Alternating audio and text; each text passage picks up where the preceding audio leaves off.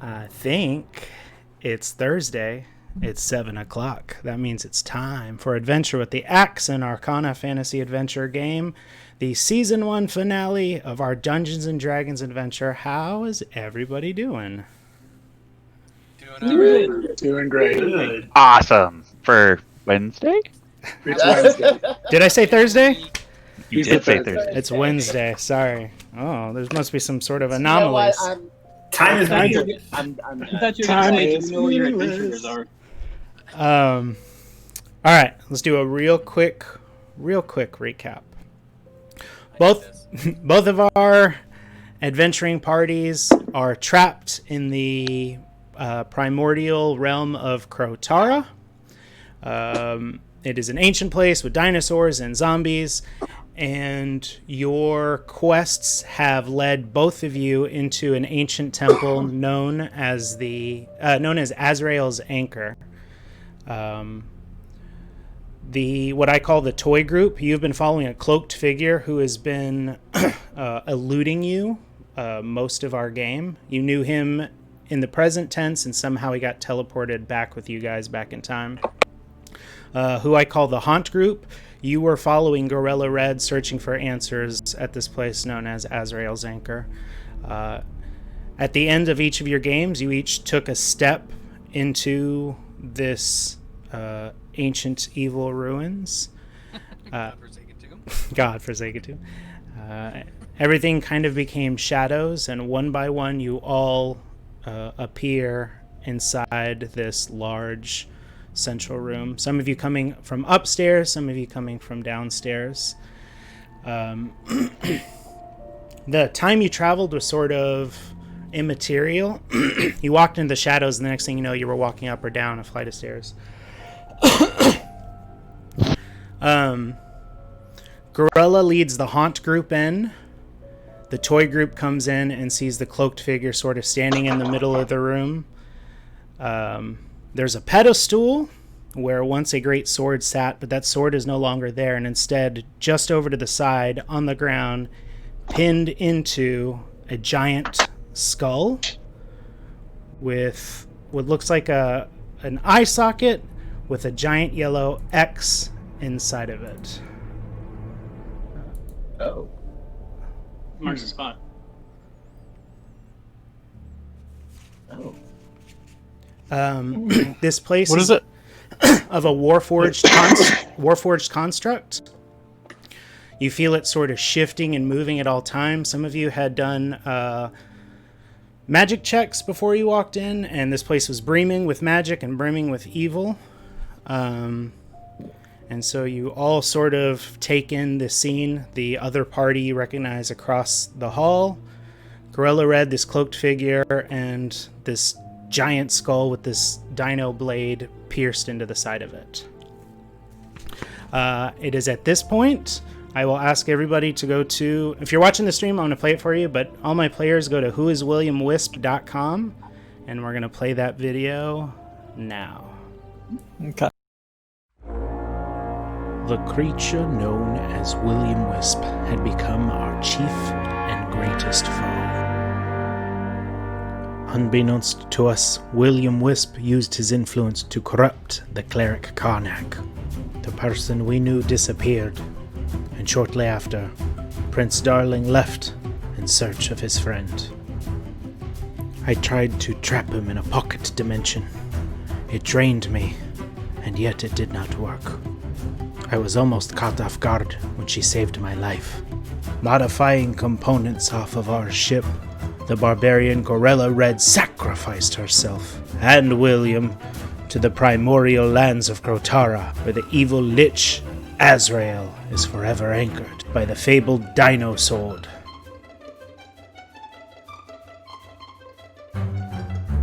Trusting her instinct, she drew the fabled Dino Sword from its pedestal, plunged its blade into the skull of her Wisp.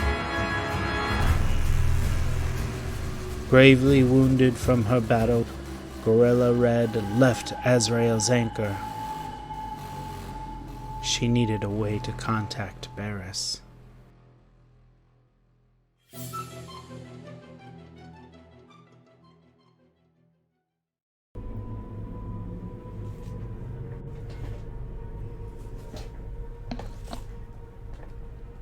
Let me know when you're back. Ooh. Oh Whoa. my glob. I loved how just bored the Lich looked. He's I was like, I'm finished. he's encased in an armor, so he's like inside of this temple, bound. So that's just like the Mask of Infinities on his face, and then the Armor of Infinities is what it's called. Ah, Oh, damn. So here we are. Let me turn my music down just a little bit. All right, gang. Let's see. The toy group walked in first, so I will give you guys first thoughts. First go. So just messenger?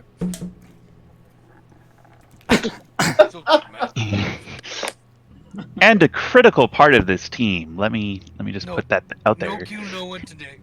I sit down. Wait, is that our friends over there? Yeah. Our compatriots? Yes, on the other I Is that hear my- voices. is that my little robot guy? I want to go over and give him little pats. Wait, what? My little robot buddy. Wait, He's so who? cute. I have to Can go we pat see him each real other? quick. Yeah, you Yeah. see each other in this room. It's not okay. I give him hearty pats because I has love has Cloaked Guy seen us? I'm gonna make the predator noise while he pets me. Oh, he So sounds happy. toy group, the cloaked figure you see him kneeling before the skull with the dino sword impaled in it. Gorilla Red is also sitting aside, just sort of taking in the whole scene.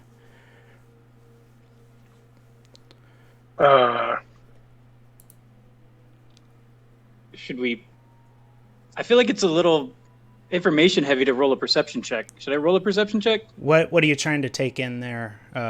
Nothing. I don't know. Waddle? I feel like I got a good handle on it. I just don't know how else to get started except to roll a perception check. I mean, that's normally what we do in a situation like this. You tell me what you're looking for. Like what would Waddle do in this situation?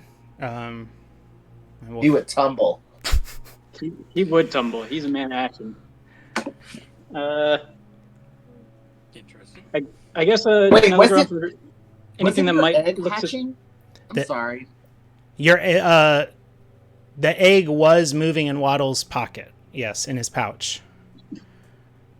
Oh, well, I want to roll perception on that. All right. It's a 3. It's moving erratically. You still feel it moving, but that's all you can sort of discern with that. Dusk, what are you thinking? You got any thoughts? Uh, Is that? Yeah. Sorry, one second. I was saying, can I to the baby? What was moving? Sorry. Waddle has that egg in his pouch, and as you guys were approaching Azrael's anchor, it had started to move around, and now it's shimmying a whole lot. Yeah, I think is that weird looking device. The one that opens. Wait, what was it? The realm transmitter. Yeah. Is that realm transmitter in anybody's? Is in my viewing? Can I see it anywhere? No, the last time you guys saw it, you were at combat at a riverside, and Gorilla Red, Leon, and Bosch had taken off towards an eastern coast. You guys had chased this cloaked figure instead. This cloaked figure who's pulling his cloak off now, and you're seeing his dirty blonde hair and an eye patch. His robes look tattered and dirty, especially compared to when you first met him. They were sort of pristine and nice, but now they look like they've gone through the ravages of the jungles of Krotara as well. And he's just kind of like smiling to himself, kind of chuckling.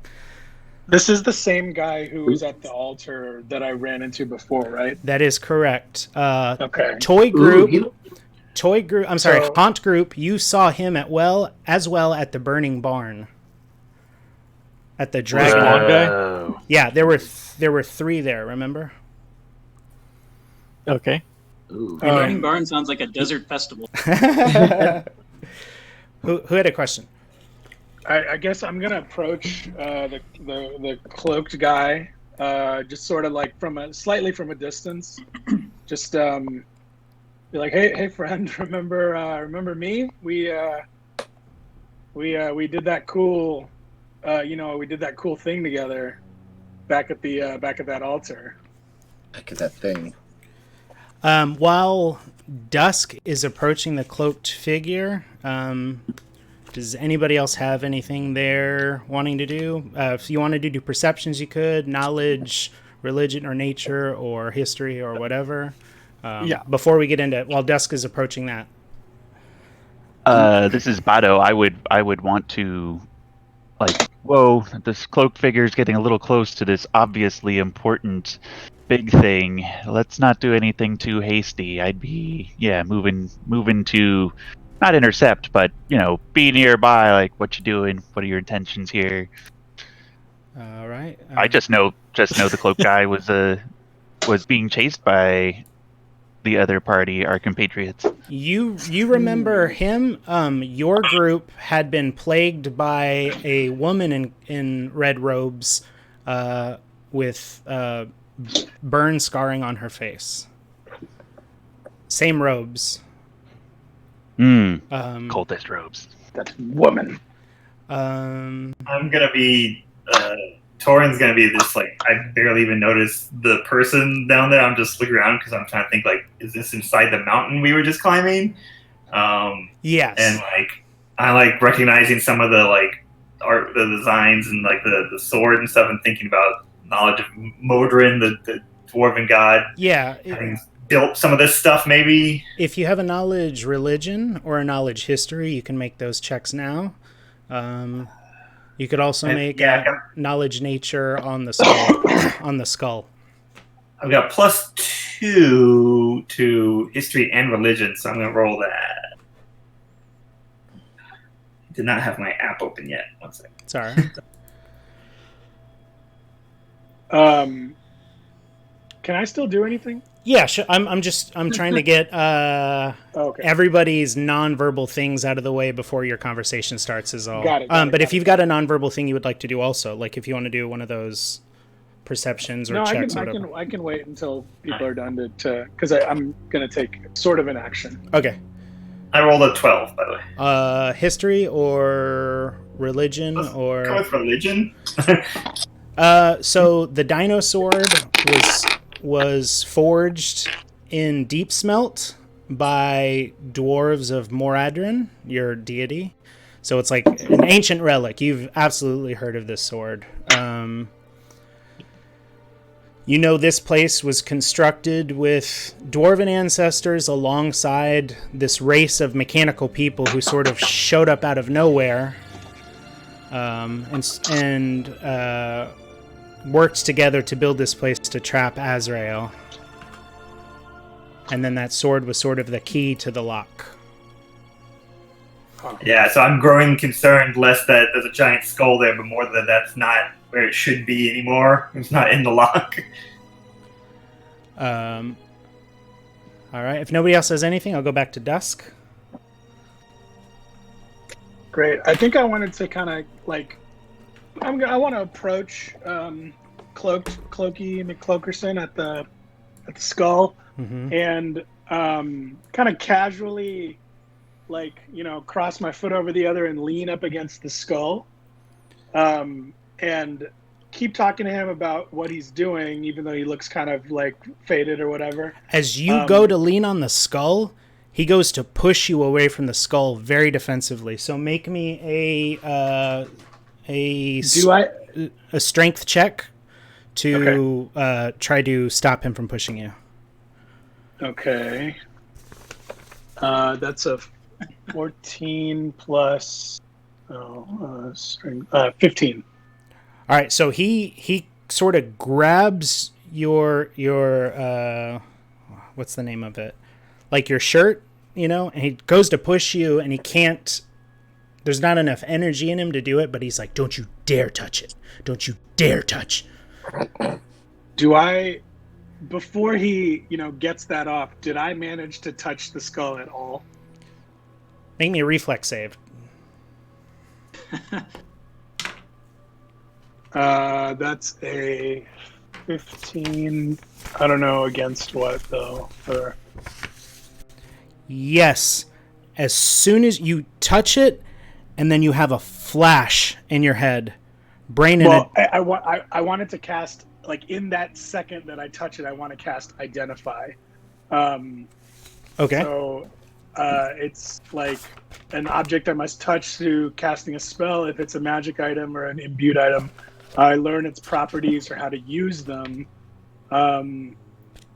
whether it requires attunement or, like, you know, things about it. I think it's sort of like specific items, but I figured I could try and use it on this thing. Okay.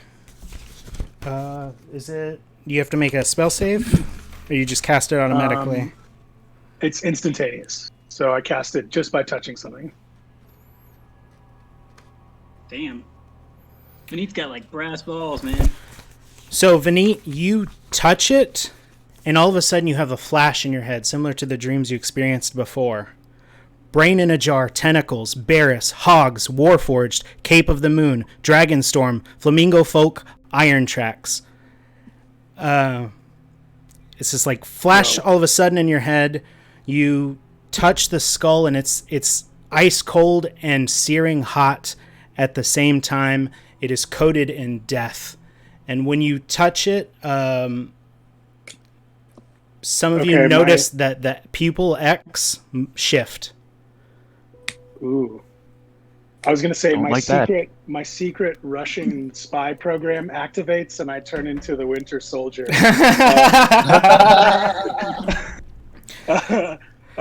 No. I think I feel like that would freak me out a little bit. Absolutely. I'm gonna take a step back, closer to the center of the room, but closer towards Gorilla Gar, to kind of like to get behind some folks, and I'm visibly nervous. Yeah. Oh. Who's not gone in a bit? Bado, Zothok, ID Denti? Anything? So the video that we saw, was that just is that knowledge that we have? It's sort of like when you tune into a movie and that's introduction. Maybe you don't quite know it, but you're sort of filling in gaps. Is that kind of like the history we've been piecing together as we've been doing this thing? A little bit, yeah. Okay. And then there was stuff that obviously Barris wouldn't know that was in that video. Question that I have. Yes, ID Denti. I'm still bongo slapping, by the way.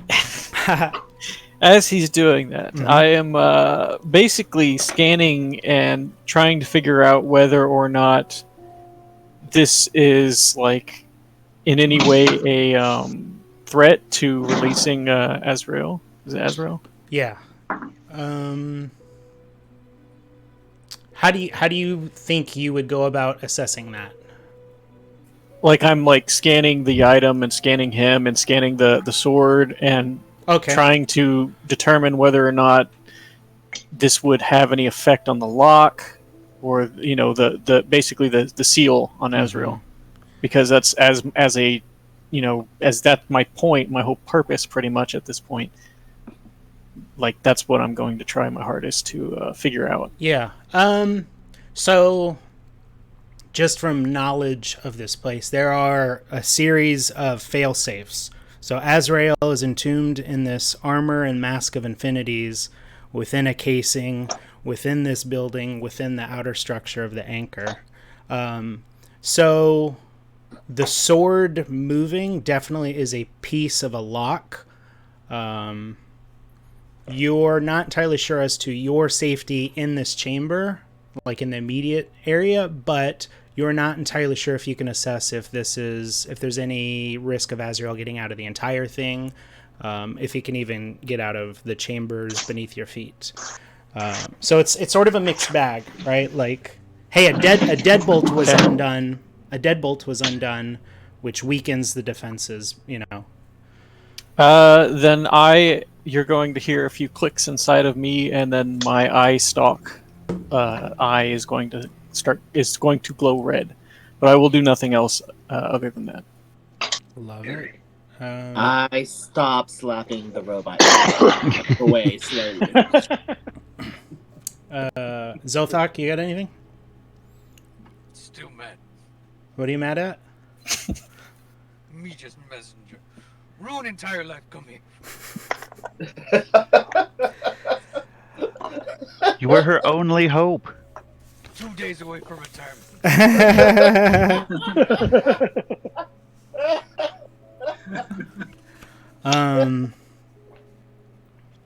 So let's see. Where are we right now?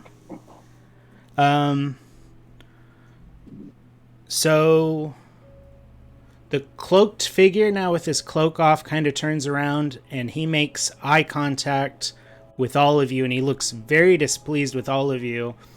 And then when he sees Zothok, he sort of like stops looking around and focuses his eyes on Zothok. What I do now? He's like, you killed him. Huh? You killed our friend. I mean, maybe. There's no maybe about it. Saja saw you. Saja saw you pin him to that flaming ladder. Oh yeah, I did that. You killed our friend Velour. What? Wait, what? Velour? You killed our friend What? Velour. And he What? turns to you. And he's like, you knew Velour? That's my brother. Velour is dead? Fuck. Whoa.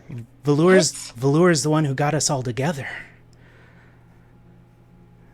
He What? promised us of riches in some dragon cave, but when we got down there wasn't a dragon after all. It was William Wisp. It was the words of William Wisp speaking to us from the other realm through that crystallized dragon skeleton. Yeah, Velour set us all on this path. And that man, that half-orc, full orc, he killed him. No half orc, right? But way you say not good. I want to try and yell over Velvet like he's trying to mess with you. No. No, this can't be possible. Oh. Was he man who tried to steal from us? Yes. That's a bad egg. Dragon Yeah. cult. I'm fine with it. As you guys are sort of talking about this, you see Gorilla walking over to the skull. And you hear her saying, you promised me. You promised if I brought them, you'd let me leave. Who's she talking to? She's talking Who to is the she talking to? skull. Is the eye moving at all? Yeah. Anymore? It's darting around, but you don't hear anything. And she's like, I know it was supposed to be Barris. I'm sorry it wasn't Barris, but I brought them like I promised. Send me home.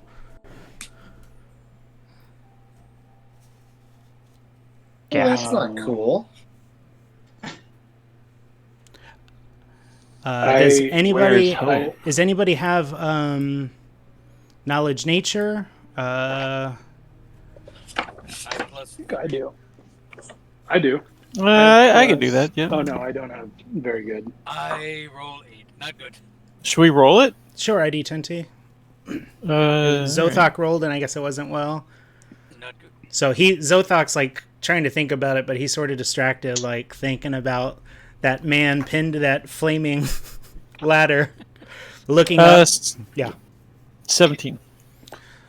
So as ID 10T sort of ocular pat downing the whole scenario, trying to figure it all out, and his eye stalk lands on the skull. He starts going through his database trying to figure out what it is. And then You're seeing the Terminator red eye screen, and you're seeing like it's like coming up with different options of what to do. One of them is kill everyone.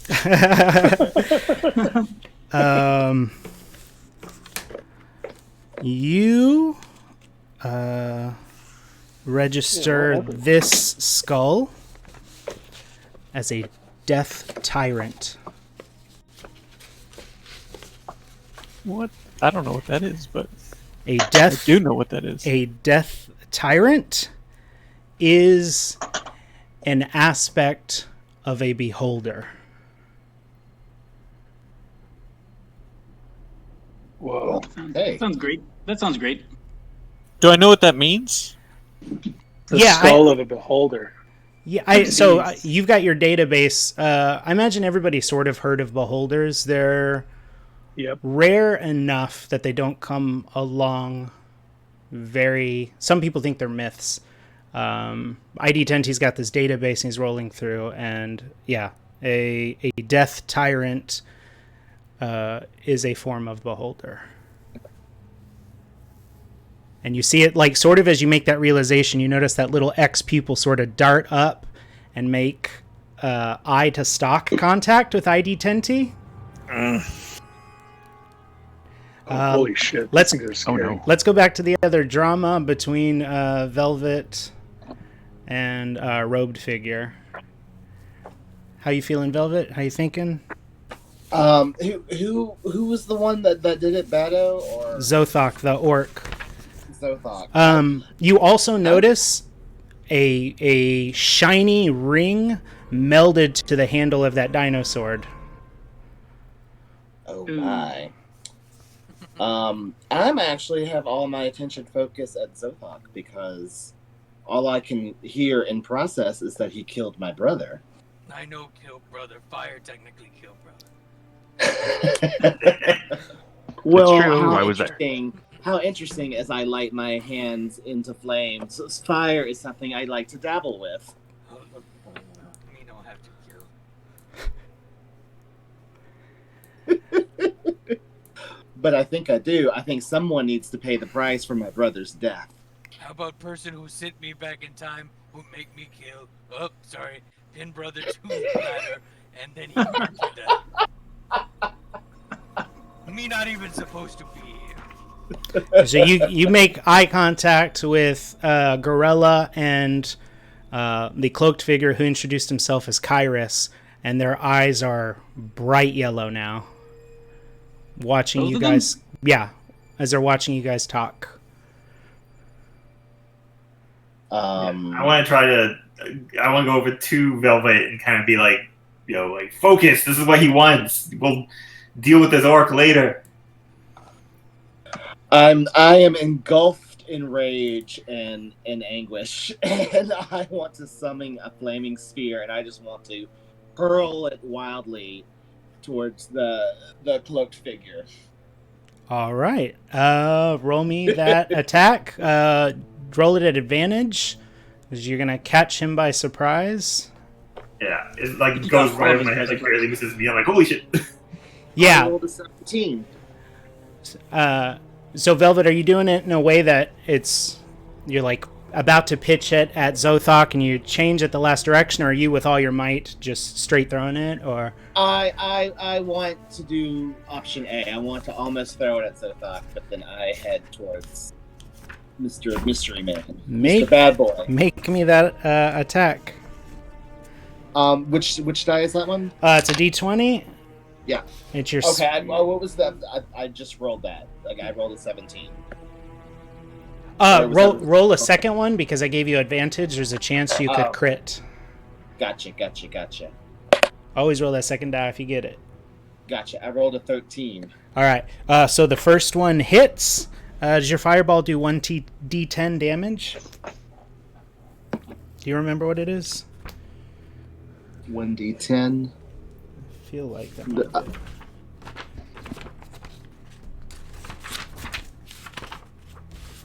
What am I looking at? Where is it? ID10.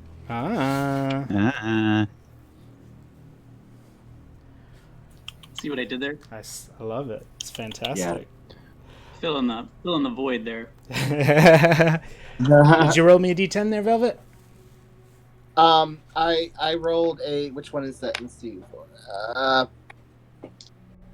A D10? Which one is that? Oh my god. It's like the diamond-shaped one. The diamond-shaped. Okay. I rolled a 1. All right. So you reach into your energy, grab that fire, start to pitch it at Zothok, and at the last minute redirect the flame towards the cultist. It singes him. He tries to duck out of the way, and he misses a brunt of it, but it kisses him for a couple points of fire damage, and then his cloak is starting to smolder. Smooches. Mooches. Then on that, let us roll for initiative as the fight begins. Velvet Wind got us in trouble. Sorry, guys. I feel things very strongly. I need some combat music. Here we go. Let's hope this is it. Can't play longer than 3 hours.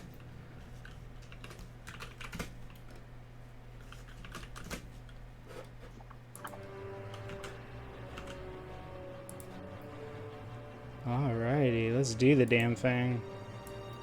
Alright, everybody, take your d20s and roll for initiative. Let's do it. Torin got 12. Oh my god. 11. Dang it. Dusk got 15.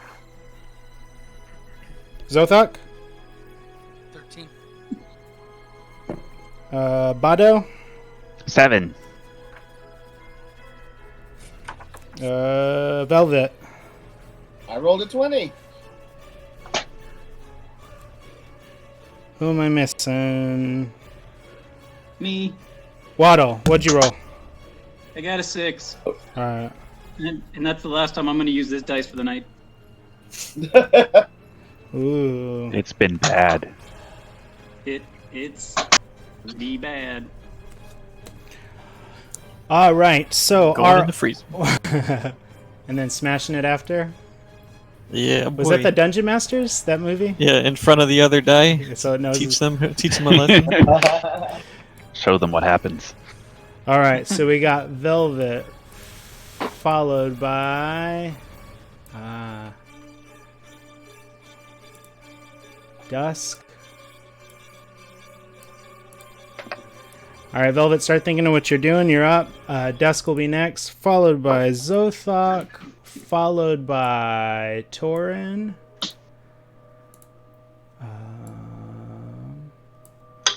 Followed by ID10T.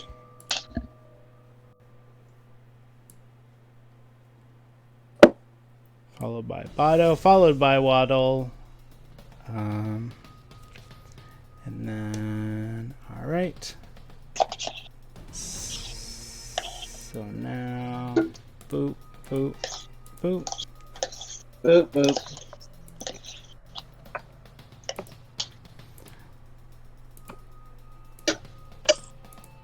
Oh, it doesn't help that I got them locked. There we go. Alright, so actually the first one to go is what I am naming Death Wisp. Oh. Oh. Definitely. Yeah, you gotta brand it. Everything's branding, you guys. Everything's branding. DW. Is he trying to say Death Wish, but he has a list?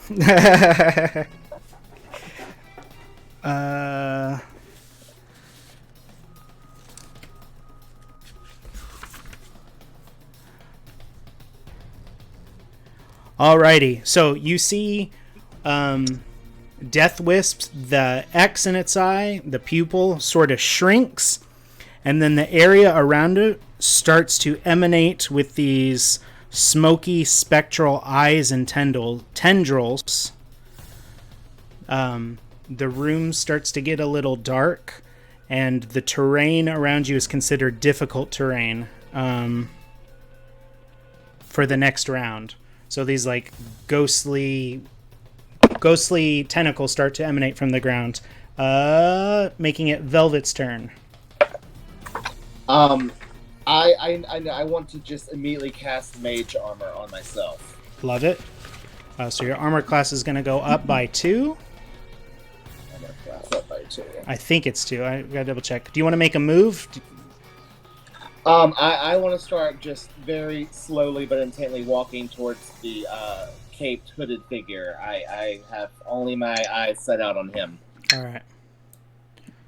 Dusk. So the thing I touched is turning into a freakish beast. It has been a biggish beast the whole time.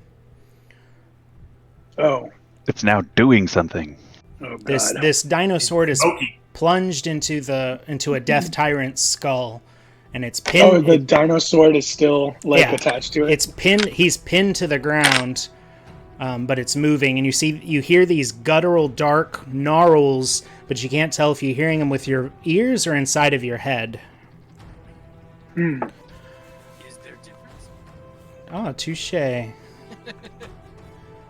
Always the orc barbarian with the philosophy. Real thinkers. Every time. Yeah. Let's see. Oh man, I don't know. I feel like I'm still a little like. I think I'm nervous, but I'm glad that Velvet has been blasting this guy with flames, even though it's not really doing much. I think it's been giving me some confidence to maybe move closer. I'm gonna draw my my weapon.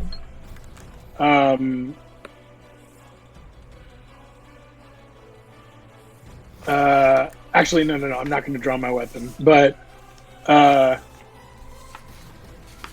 I don't know. If you want to hold your turn, you can hold your turn. Yeah, I think I'm gonna hold my turn. I feel like that's better, just because like I feel like I'm still pretty nervous by what I touched and saw. Absolutely fine. Yeah, you guys, when you're in a chunk together, anybody in the chunk, you can move your initiative around however you see fit.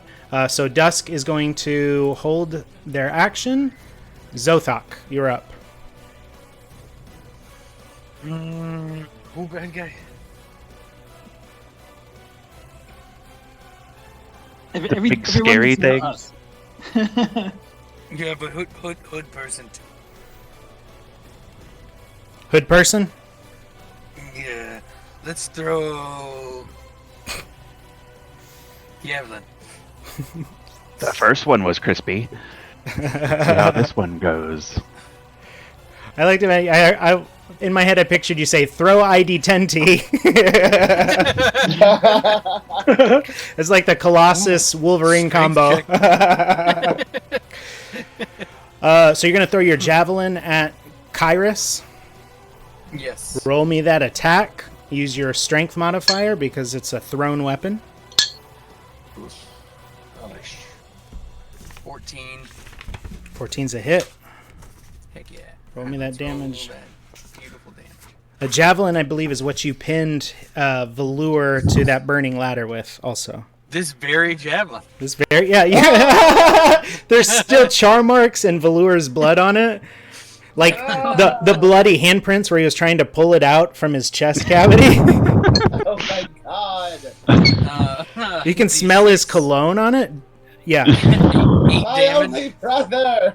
Velvet gets a whiff of it as it goes by. So that's 8 damage, and then I would also like to use my bonus action to go into my frenzy attack. 8 damage?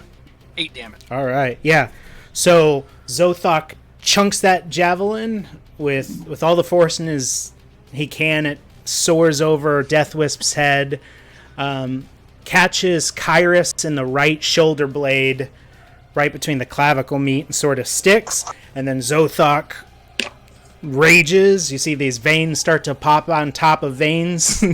Now just messenger. All right, after the messenger, it's Torin. Zothok, would you like to move? No, I'm good. All right, Torin. Yeah, I'll first try and move forward as far as I can to try and because I know I'm worried Velvet's gonna get himself in trouble, so I'm trying to get between him and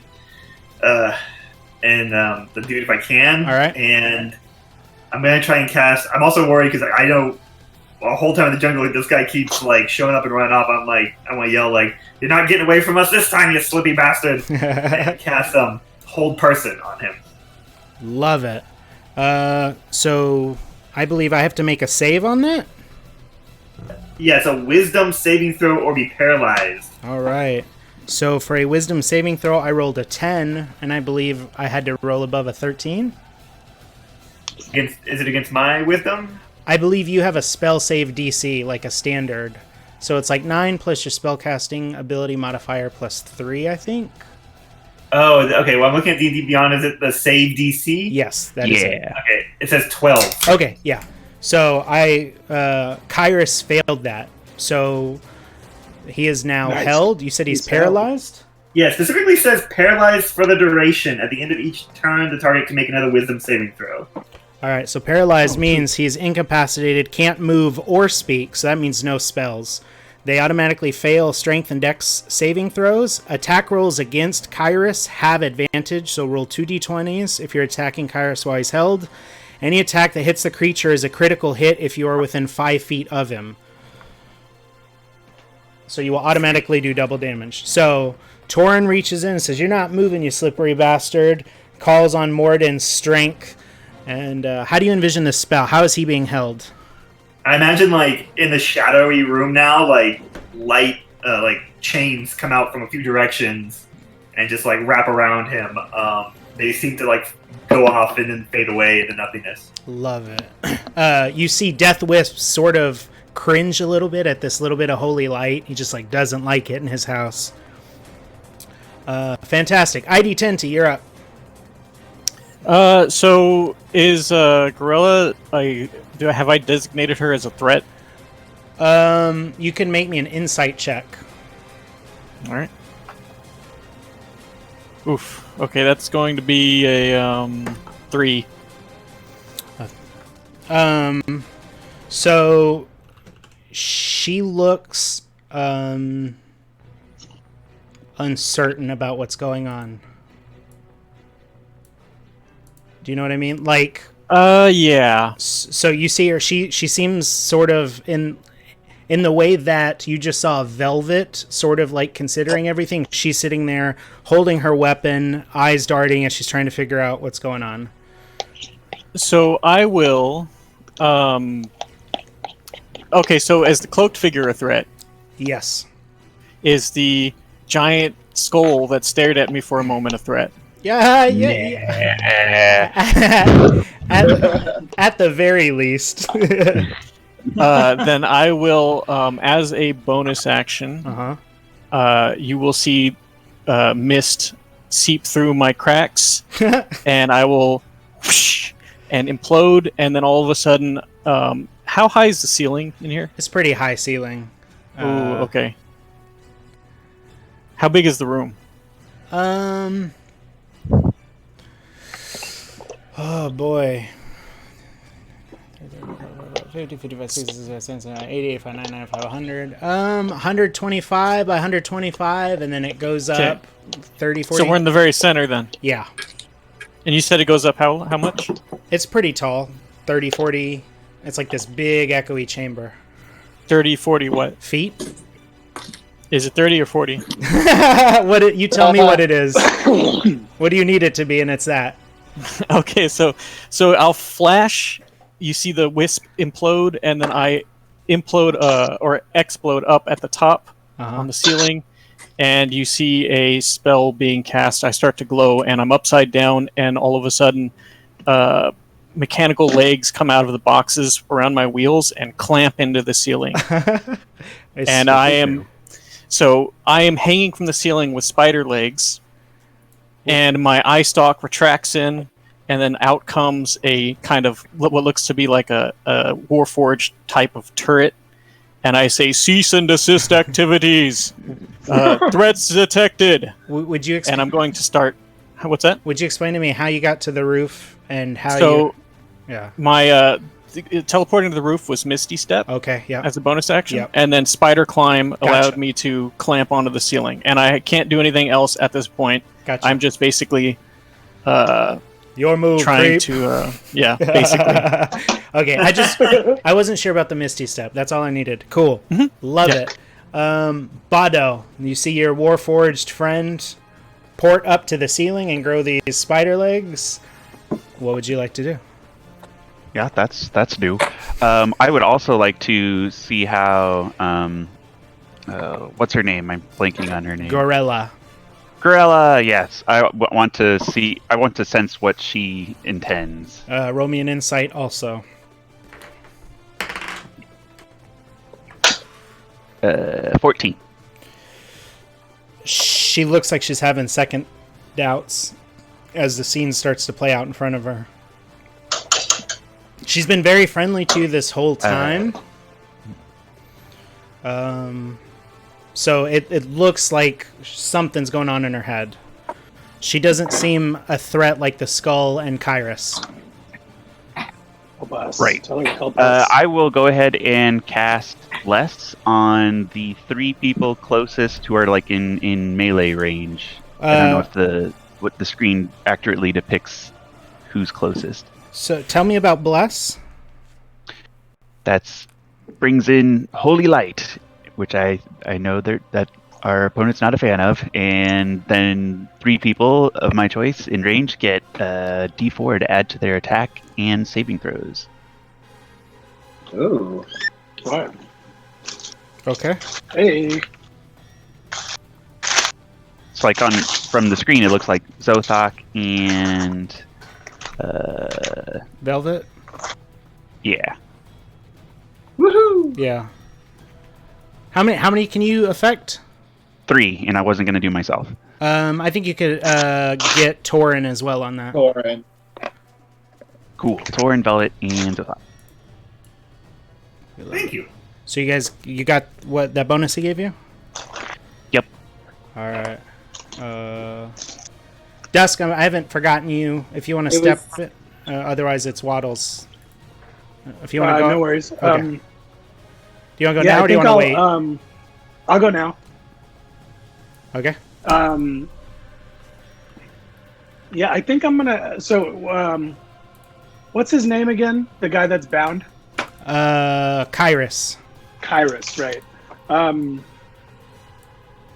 I think. I think I'm gonna run up to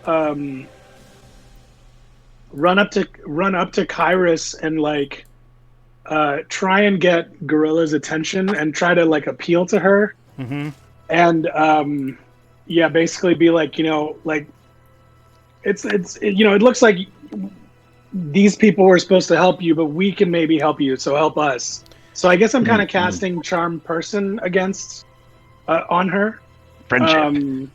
To try and get her to like be on our side in this situation, whatever it may be. All right. Is a save on my part? Yes, it is a wisdom save. Okay. What do I have to beat? 12. All right. So do you do this in song? Are you casting a spell? No, are you I just think talking? I'm just talking to her. Yeah. So you sort of drop your metal act and like make this desperate plea to Gorilla Red, and you see her grip on the axe sort of loosen and her muscles sort of drop, and her eyes, the yellow in her eyes starts to fade out, and you see her kind of smirk a little bit, giving you a feeling that you were effective. Nice. Waddle, you're up. Okay. Am I far enough away that I need to like dash to get close enough to Ashius or whatever his name is? Death Wisp or Kyrus? Kyrus. No, you can get to him. Okay, cool. Well then I'm gonna charge right up to him and just start landing blows if I can. All right. So you have 3 attacks now as a standard. Is that right? What? I think you have 2 unarmed attacks, and then as a bonus action, you can take a 3rd attack. You just got that. I'm looking. Bonus action. So I see actions. I see if I have an unarmed strike. I know you get at least 2 attacks. So make each of those and roll 2 d20s on those and take the highest of each. So roll 2 first, take the highest, roll 2, and take the highest of that. 20 and an 8. You rolled a natural 20? Yeah. Okay. Oh, you know what? I'm so stupid. These hits, because he is paralyzed... so these attacks all have advantage anyway. So one of them is going to be a crit. Roll that second one. I think it's going to be a crit if you hit anyway. Second one is an 11 and a 18. All right. So both hit, and both of them are critical successes because he cannot move, because these spectral chains are on him. So what is your damage for each attack? It's how many dice? It's kind of bad hitting him like that. You know? Yeah. I mean, he sent a horde of zombies onto Leon and Bosch's house. Okay, fair point. Fair point. He's got it coming. Let's see. So what is 4 plus 4? Okay, so you roll 2d4 plus 4 twice. When you do critical damage, you roll all your dice twice and then add your bonuses. So 2d4 plus 4 and then 2d4 plus 4. 4, 3, 1, 3. 11? Plus 4 total. 19? Sounds about right. All right, so you go up and you catch him in these through your years of training, you sort of call back to your teacher, your sensei, your master, and you remember these specific hits, and you catch him in these touch points, and you see his body fall limp, and he drops, not dead, but sort of out of the fight. Like you knocked him out without killing him. Also, I spit on him and say, "That's for their house." Nice. Is that a bonus action? It happened. It happened. So making it the end of the party's turn, and now it is my turn again. Let me look at my notes and see where we are in our plot. And also look at our time. Okay.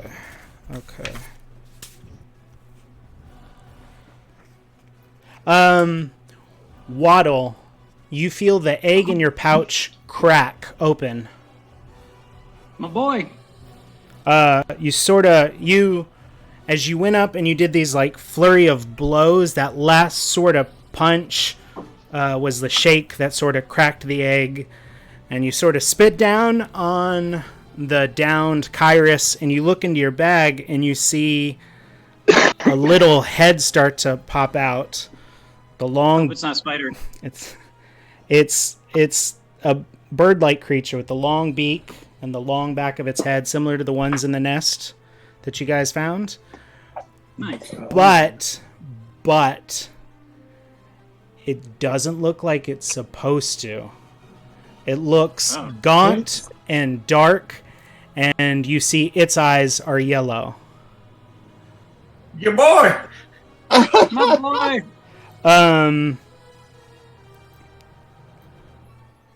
So Gorilla. Horrifying. I hiss at it. Yeah, you're like, oh man, this egg was probably dead a while ago. Bad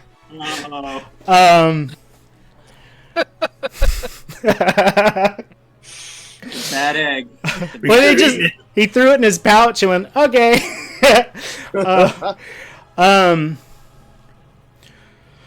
So there's that. Here we go. You see Gorilla reach into her pouch, and she pulls out the eye coin you guys all recognize, and chunks it across the room as the last of the yellow in her eyes dissipates. And she grips her axe very intently and walks up to Death Wisp. Looks at all of you and she says, "It's probably time for us to go." And she starts doing something with the sword. You see her like grab the sword, and Death Wisp starts shaking on the end of it, uncertain of what's going on. So Gorilla is attempting something with the sword. The other guy is down. Let's put her here. So he's incapacitated, so we'll take him out. Isn't she gonna release the Lich? So you drained her of her William Wispness. Oh, right. The Death Wisp. Death Wisp and the Lich underneath are two different beings. Right? I figure if she's going for the sword... Oh, she's just doing something with her axe. Never mind. No. With the sword. You see her, like, run up to Death Wisp, and she's, like, struggling with the sword. You see the nub where her left ring finger was sort of slide into back to where that ring is melded, that ring of red on the sword. And she's yelling, like, "It's probably time to go." And as she's shifting it, ID10T, while you're on the ceiling, you notice pings starting to hit your radar. Okay. And then you start to pick up a feint. Oh. The room around you starts to sort of click. It's a Warforged construct, so panels in the walls look like they start to shift as she's like grabbing the sword. Velvet. I just instinctively and impulsively look towards her, and I whip a magic missile towards her, not to hurt her, but to like disarm her. Okay. It's another ranged touch attack, I believe. So you roll your d20. Okay. What'd you roll? I rolled an 8. All right, so you chunk this flame at her, and she dodges out of the way, and she says, "You idiot, I'm trying to help you. I'm in your team." Oh. But she looks at you, and she's like, no hard feelings. Okay. I sort of owe you. Good. Would you like? You got a move or a bonus action? I would like to keep moving to Dark Wisp. Just to get closer. Yeah. All right, Zothok.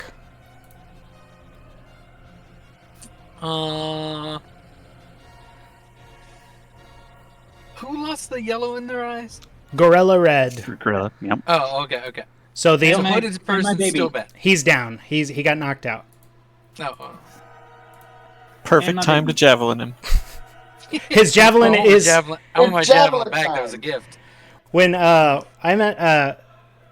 Waddle ran up and did that like martial arts chops around the javelin in his chest, and when he fell to his knees and leaned forward, and so that javelin sort of propping him up, starting to go through his chest. But he's passed out. He's passed out. Gorilla Red thinks that we should get the fuck out. Yep. I'm just gonna snag my javelin and then get the fuck out. So Zothok is going to double move instead of taking action. He's going to run, grab his javelin, and use his full run. Do you want to go up the stairs from the top? You saw the other party, or do you want to go down the stairs from whence you came? Down the stairs from whence I came. All right. So Zothok grabs his javelin and starts to rush towards the exit. Torin.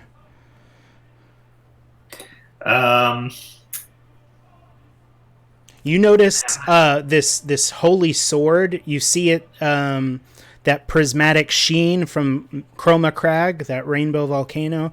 You see these shimmers of the prismatic gradients start to really shine as she's like handling the sword inside Death Wisp.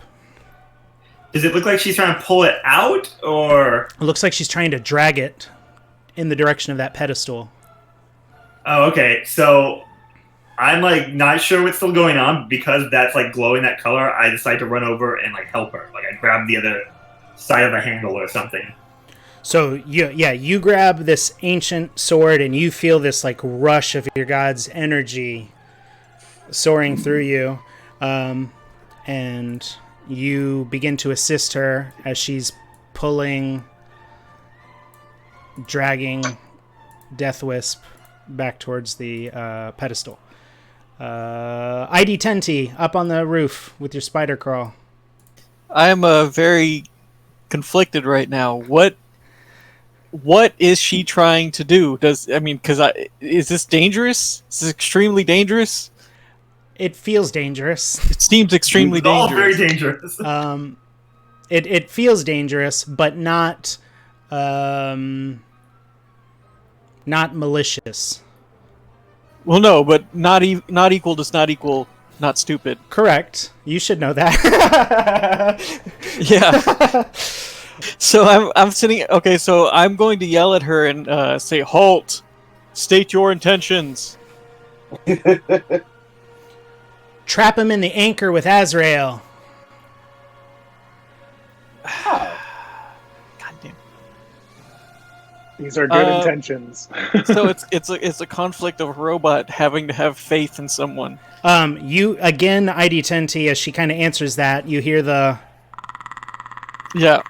pinging in the distance. And they're quietly saying, "Kill them." Then I will kind of go, and the turret will come back inside me. I will fall and just smash into the ground. And I imagine I would take some fall damage, but that's fine. Don't you have Featherfall? If I cast it. Oh, okay. I don't really want to cast it. I gotcha. So I'm going to fall to the ground, and then I will try and run towards Zothok, and on my way, just scream, like, "Time to go!" Alright, you take 6 fall damage. Alright. You land, you say, "Start to go." And ID Tenti starts to book for the exit as well. Bado. I don't understand, but my compatriots have left. I suggest we all do the same. And I will follow Zothok in identity.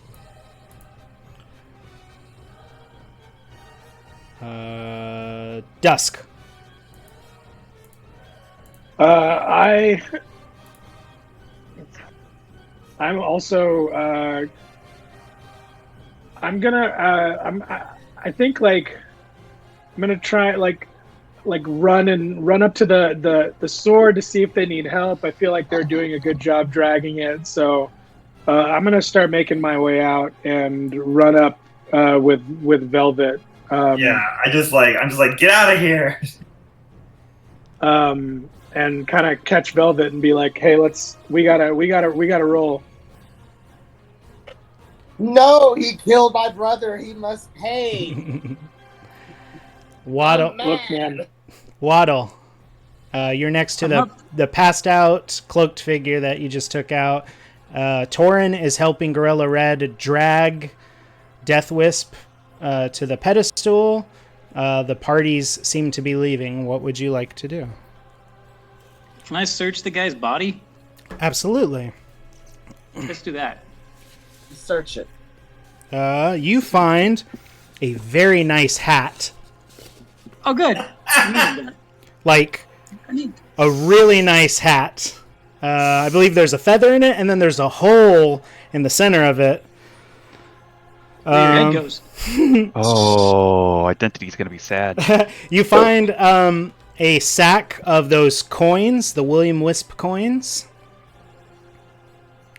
Cool. I wonder if anyone takes Tinder in that currency.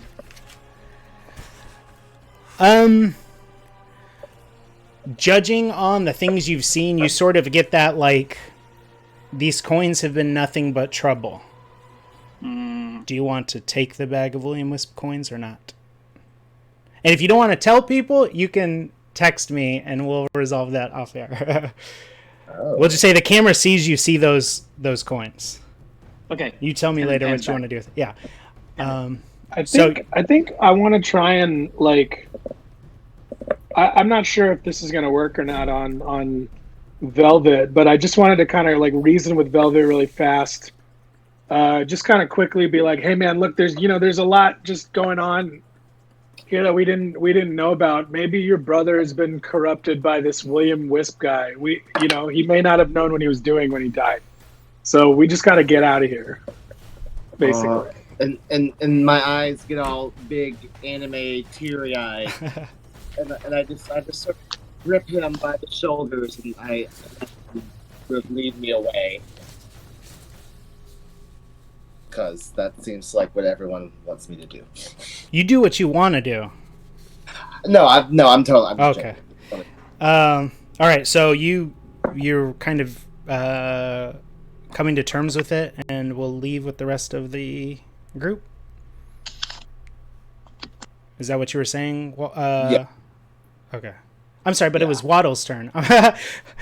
No, that's all good, Velvet. Waddle, what were you doing? You searched the body. You've got to move, or if you've got any bonus actions, you've also got your key points too.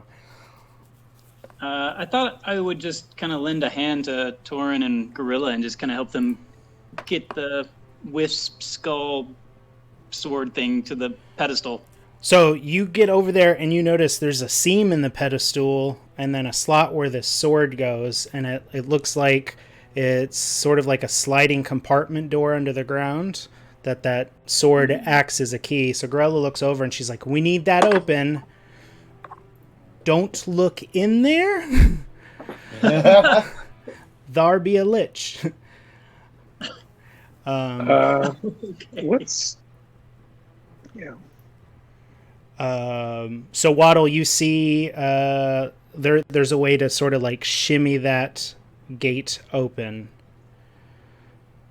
Is that where we're dumping the skull? And she seems to be like nodding at you as you're piecing it together as Torin and her dragging the skull over. So I'm just gonna scamper over there. Yeah. Scamper over there. Maybe I'll like use my foot to like kind of like maybe kick around, see if I can kind of kick it open. Is that a thing? Can I do that? Yeah, so you kind of get down, and I imagine you can kind of like pry yourself between it to kick it open. You know, like you use leverage, and you start to open it. It is Gorilla's turn. So she's like, yeah, that's it. Her and Torin start pulling Death Wisp over on top of it. And as it gets over the top of it, it's Death Wisp's turn. His eye rolls around. And then everybody in the immediate area feels this burst of negative energy sort of emanate out from it. Clerics, paladins, for a moment you feel disconnected from your gods. Torin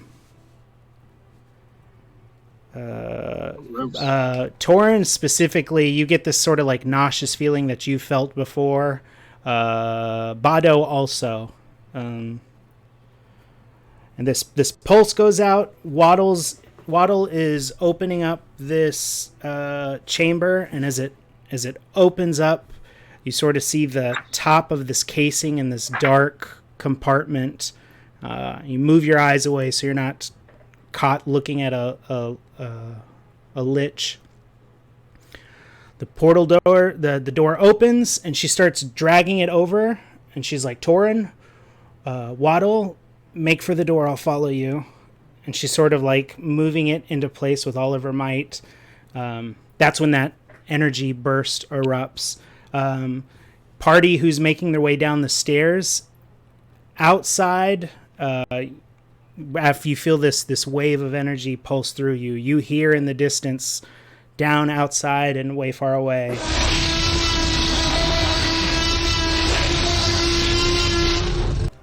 whoa. Usually. Velvet, top of the order. What do you do? I'm not even sure what to do other than to just. I don't even know. I'm still a little grief stricken. I think I need a moment before I make a turn. It's all right. You can hold your turn. Zothok makes his way outside. Let's say we'll give everybody. Everybody makes their run outside. So the last ones inside are Gorilla, Tauren, Velvet, and Kyrus. He's still alive, but he's on the ground bleeding. Gorilla gets the skull to a place where she's like, it's now or never. You should take off. And she starts to plunge William Wisp with the dino sword under that compartment as he starts like writhing around, wriggling. You hear the bone and sword rubbing and grating against each other. She's lowering him down into this chamber.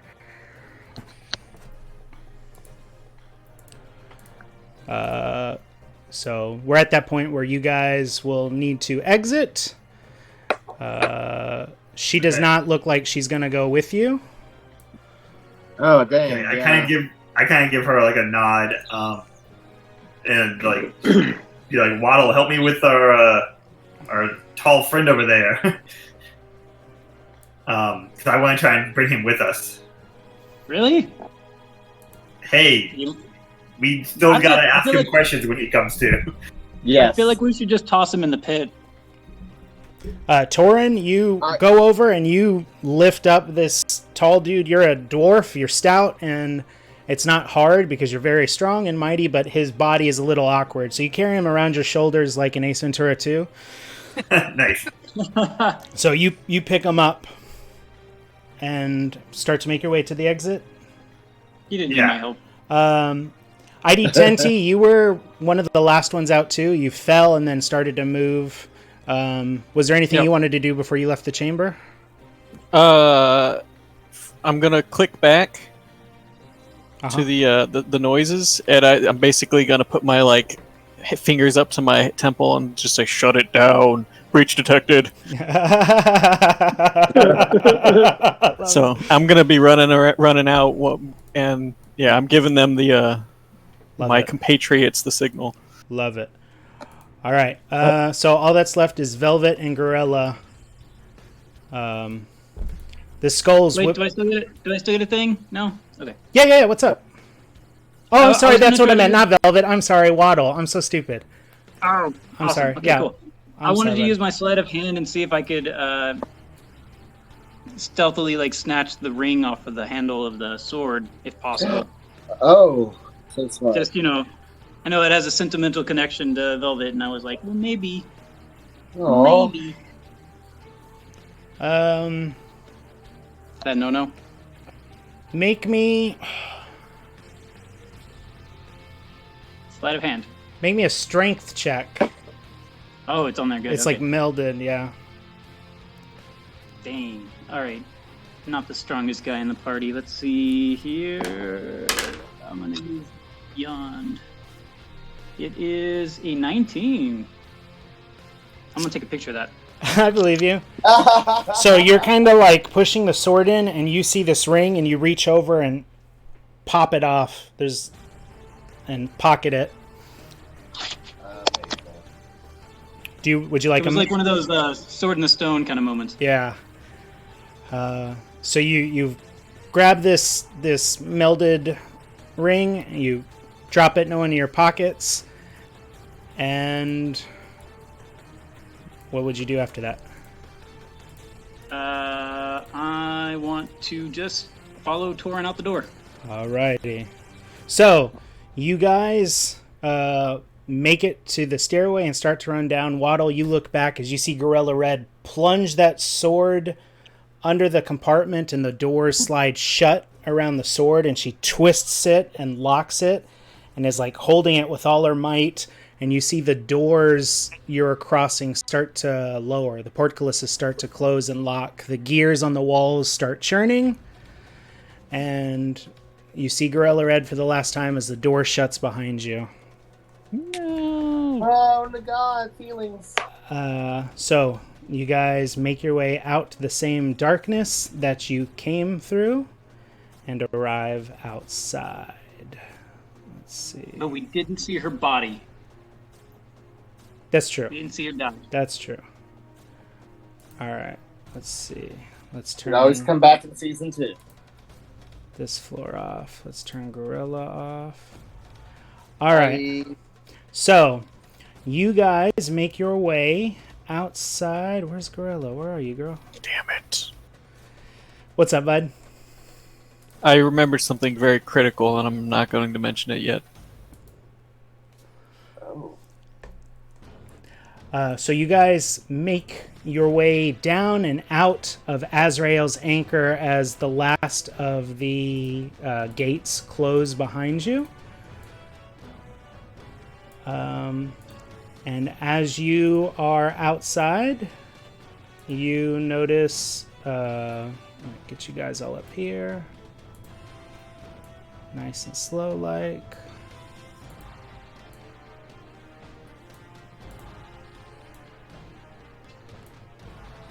You kind of come out, you start catching your breath when you hear the roar again.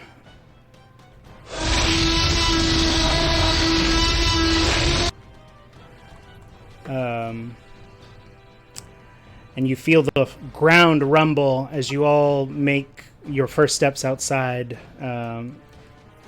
Footsteps, large footsteps, pounding in the immediate area. Any first reactions from anybody? Why? I have a question and then another question. Okay, first question. I messaged you. Well, my third question, I messaged you, but the first one would be, how long has it been since we had Intercourse. Rest? gone in?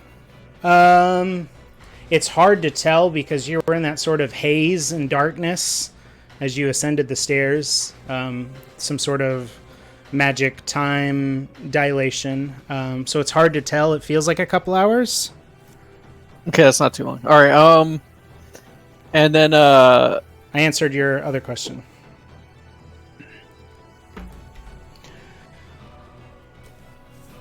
so then I'll get a status update from my mechanical friends to see what's going on. As we, I would advise we move away from the giant, now threatened construct. Really? And then I say that by going, "Let's go away from it." So do you sort of dart out ID 1010? ID 1010? Yeah, I'm heading back out over the geyser minefield. So you shoot towards the jungle. You sort of shoot on out into the open, and you sort of come over a slow slope, and that's when you see...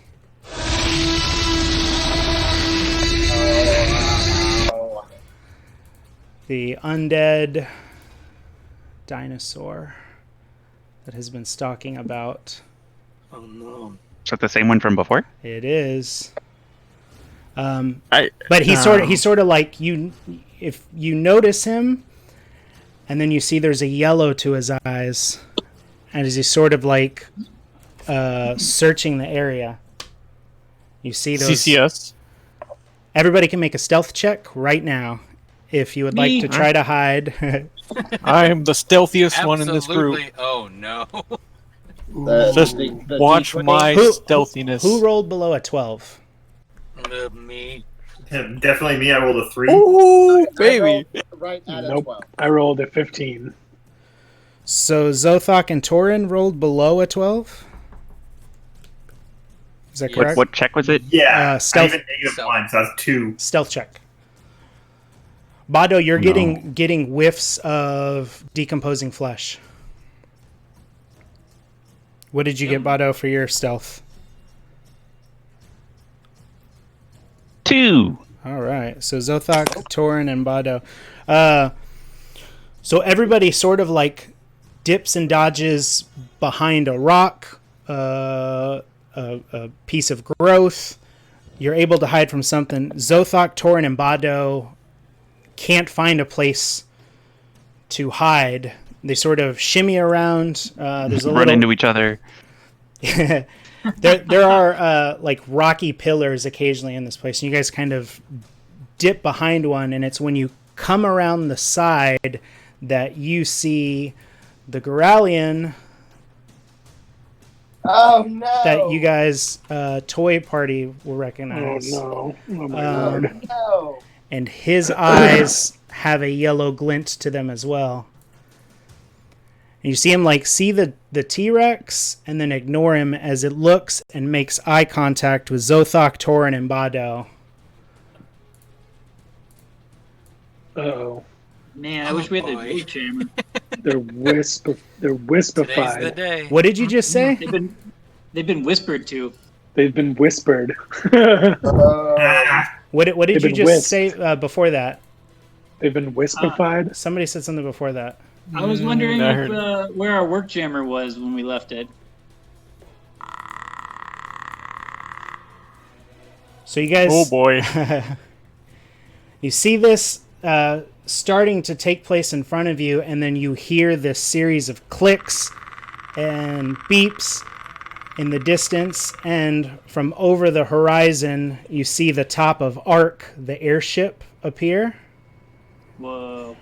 And then beneath it, attached to it, the modified Work Jammers. Oh, whoa! Oh, what? All of them? Yeah. You see Yes. Don't.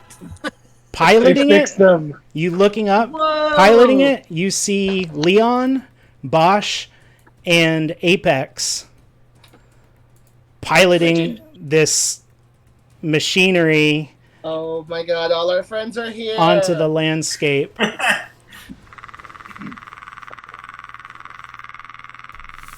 Look I at feel that. like they did like a Power Rangers transform combination off Oh, camera. I watched We the did first. this. I watched the first Mighty Morphin Power Rangers last night. I want you guys to know. I'm making a Lord Zed costume for Halloween. Nice. Oh, amazing. Make my This- monsters grow. This battle seems to be happening on a rocky cliff too. It's pretty perfect. For Power Rangers, Well, we had to be somewhere where scale looked right for the guy in the suit. right? Have you guys seen the new Power Rangers? It's not bad. It's not bad, It's not- huh? The I new like it. movie, or is there like a show? No, the new movie. It's I fine. like it. Goldar sucks. I'll just say that. Yeah, Goldar is whatever. He's Goldar- not like a character. He's just a mindless villain. He would have been my first costume, but Lord Zed's easier, I think, honestly, without a vacuform machine. Yeah, fair enough. All right. So, boy, we've gotten through so many of these checkpoints. You guys see this occurring? We'll say it walks up behind you in a manner that you guys can sort of stand with it. So, we have a Work Jammer. Its body looks like it's composed of different stylized creatures. The chest of it you see is that Croc Jammer that part of the team took down the river. You see like a vulture arm, you see a scorpion tail for the other, like all mixed together into this. I borrowed somebody else's art, I'm sorry, and then that top art is ID10 team made our ship, and then I photoshopped our guys onto it. So the Gorillion and the zombie T-Rex sort of take note of this as the Arc Jammer walks up behind you guys and sort of positions itself for a fight. You guys, it walks up around you to a place to where you can get to it. Let's just keep our order from earlier and see how you guys interact with everything. Velvet. I am in awe of everything that's taken place. I don't know if there's anything I can do to help, or if I can like get on the Warp Jammer, if that's possible. Get on the jammer. Yeah, you feel. What was your creature, Velvet? I think it was a panda. It was a panda. All right. You see the roughly the roughly bear-like appendages from the Work Jammer you identified with, and you feel like a calling to it. You see a cockpit chamber in it, and you make your way to that. Do I do a twirl and do I teleport, or do I have to kind of just how do you do it? Tell me. Is it a teleport? Is it? I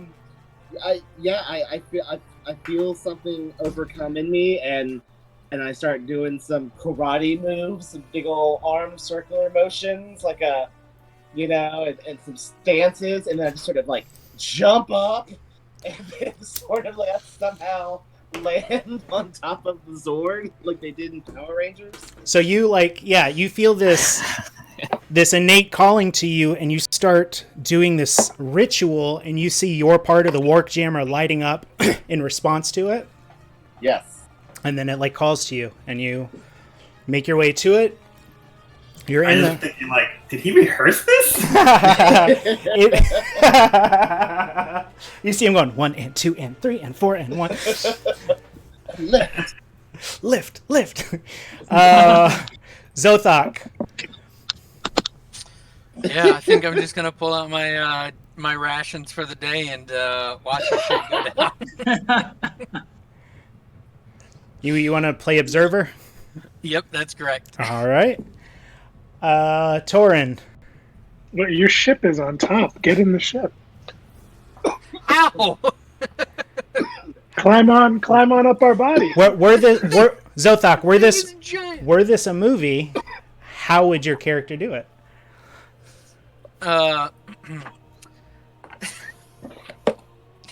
Yeah, I see the two big creatures. I find a really long log. I put a stone underneath one end, and I wait for the monster to come over. And as soon as he steps, I fly through the air to land on my ship. You seesaw yourself over there. That's correct. Physics at work. We seesawed Zothok. Perfect. Amazing.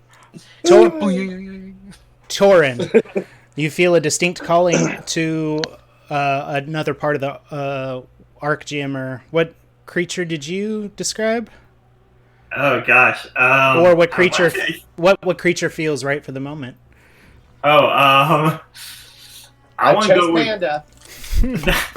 I was gonna say a badger. It's all panda. Oops, all pandas. A badger?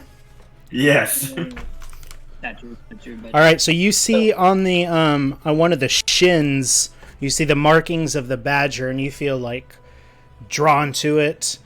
How do you make your way into your cradle? I like trying to do little twirls, but I'm still carrying the unconscious guy. I forgot. So it's kind of I'm out of breath immediately. He keeps getting concussed from his head, his brain hitting his skull casing. I'm just I give up. And I just walk over to the foot and just kind of there's a hatch. I just kind of squeeze, fall over into.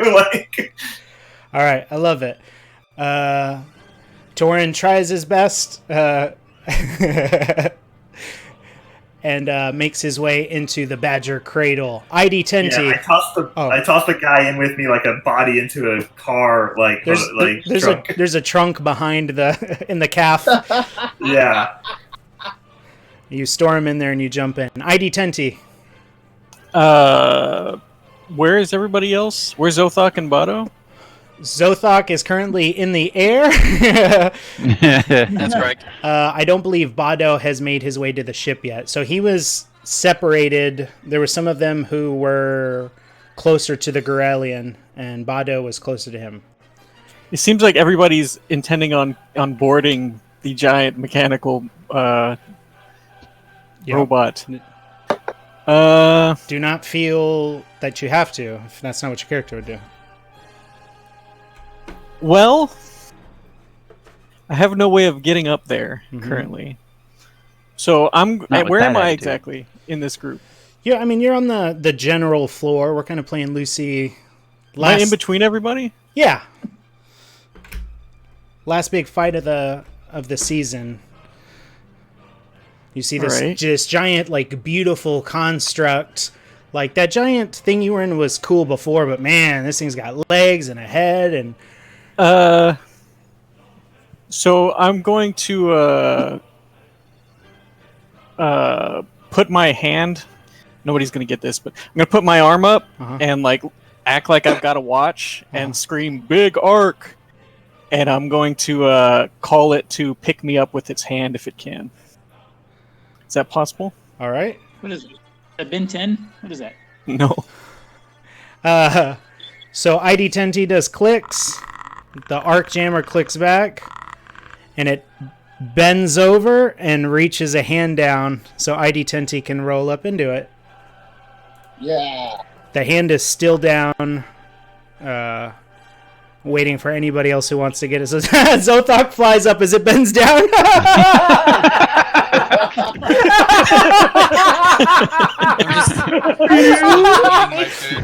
Team Zothok's flying again. Zothok misses completely. That's about right. As it's starting to dip, Zothok grabs the rail, and Superhero lands on that top deck. Bado, the arc jammer has its hand down. You see ID10T rolling onto its lowered palm. I start running towards the hand myself, but then stop and turn around and like, wait a minute. And I shout, "Wait for me!" Or wait for me to identity to keep the hand down. And I run towards the undead dinosaur and turn undead while shouting, "Boo!" Let me know how your turn undead works. It's a certain HD of creatures, right? No, it's simple now. Oh, really? Yep. Would you read that to me real quick? We've only done Sure. As an action, you present your holy symbol and speak a prayer. Each undead that can see or hear you within 30 feet of you must make a wisdom saving throw. If it fails, it's turned for a minute, or until it takes any damage. I have to make a wisdom saving throw? Against DC 14. Ooh, I critically succeeded. Damn. So you, like, reach in and call to your god, and you try your damnedest, but you see that yellow in its eyes sort of, like, sheen over as, like, nice try. Okay, never mind. And then I run back to the hand. Wait for me! Alright, never mind! Take it back! You saw that, like, it felt like it would have been effective. It's just particularly, what's the word I'm looking for? Iron-willed? He's a big old toughie. All right. So Bado makes onto the hand. Dusk, you're next. Come on, Dusk. Okay. The most metal shit you've ever seen in your life, by the way, is going on right now. Literally the most metal shit I've ever seen.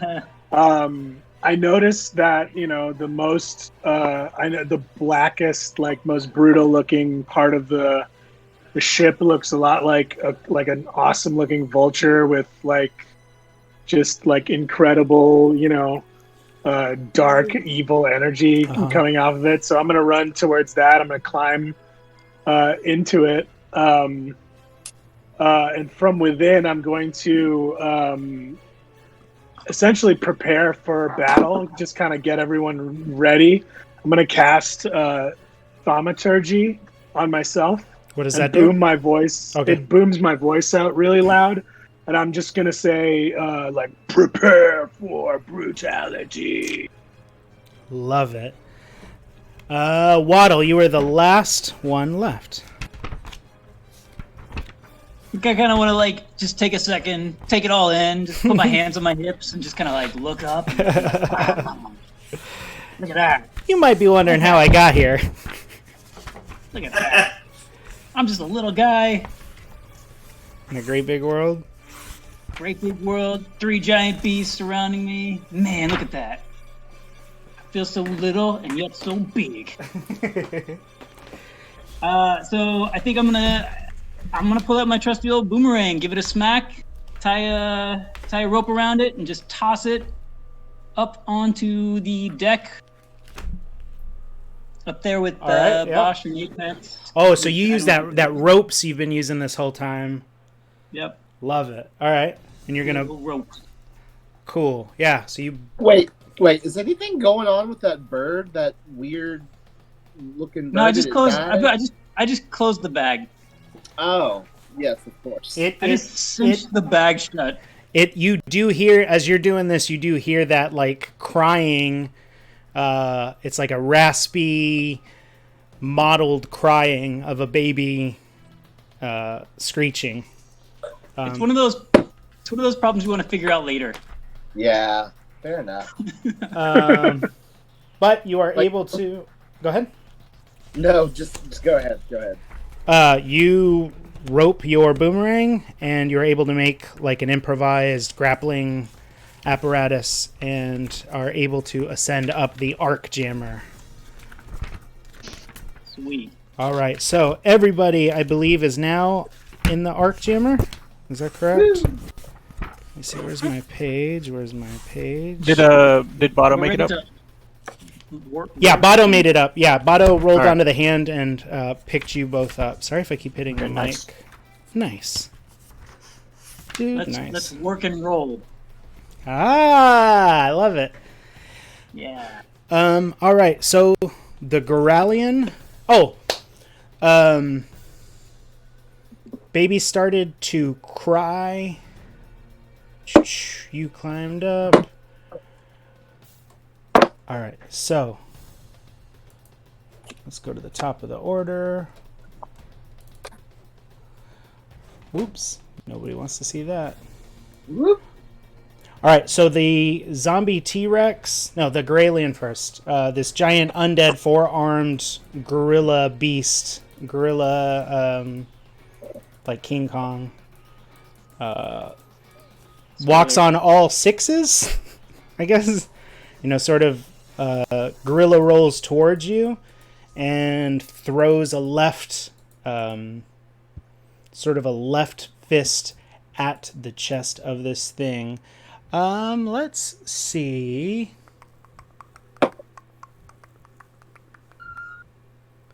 How do we want to do this combat? I feel like there's a more fun way to do this. Can we do it by part? Like everybody plays a part? Yeah, we. 1, 2, 3, 4, 5, 6, 7. Yeah, okay. I'll roll a d8 to see what part of the body you're on. Good idea. All right, so I know Torin was a leg. Yep. And Torin, what's your creature? The badger. Yep. Badger. Then we've got a vulture with dusk. We have a panda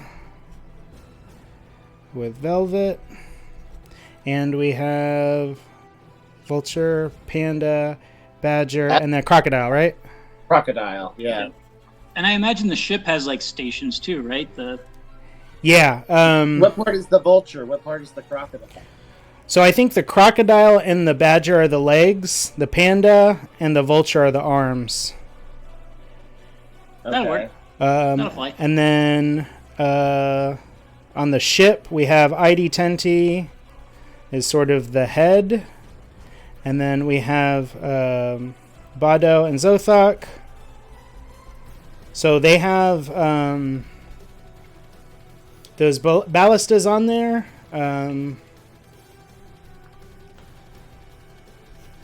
ID Tenti, as you slip into your slot, I guess we'll do this part. You guys make your way into your various cockpits, rev your ship up. Everything links into place. You see this energy power surge through all of it. ID Tenti, you roll into your command station and set down. Okay. As you're in there, you see Apex, Leon, and Bosch as they're sort of constantly rerouting power and kind of getting things into every place. You see a detach console to detach you from the body. Leon looks at you and he's like, "Hey man, we got the flying going, man. It's all good if you need to take off." So Bado and Zothak, you guys don't have like a part of the body to move. You guys have the grappling hooks, the ballistas. Oh, you have full use of the weapons on your ship now. Leon's like, got the weapons to work too, man. What are they? The big one. The big one. Yeah, he The goes. one we didn't get to play with. Yeah, the big one, boss. Big one. Should we play rock, paper, scissors to see who gets to operate? I'll let you operate it. Yes. Why don't one of you aim it, and one of you fire it? 1, 2, 3, 4. All right, so the Garelian swung at the bottom left leg, which would have been Torin's badger leg. Torin, make me a reflex saving throw to pilot this left leg out of the attack. Okie dokie. I rolled a 2. For your dexterity saving throw? Do you have a bonus to that at all? Looking dexterity, actually -1. All right. This is going well. All right, so the Garelian hits. It strikes with the force. You hear some of the parts creak. The cabin shakes, but you feel like the armor probably soaked up a lot of that hit. You feel like there was shock absorption in that. So you don't feel like you got tagged as bad as you could have, Torin. Okay. So that damage. The T-Rex sort of positions itself on the other side and makes a tail whip at the right arm, which is Dusk's vulture. Dusk, will you make me a reflex saving throw? Yeah. That's a...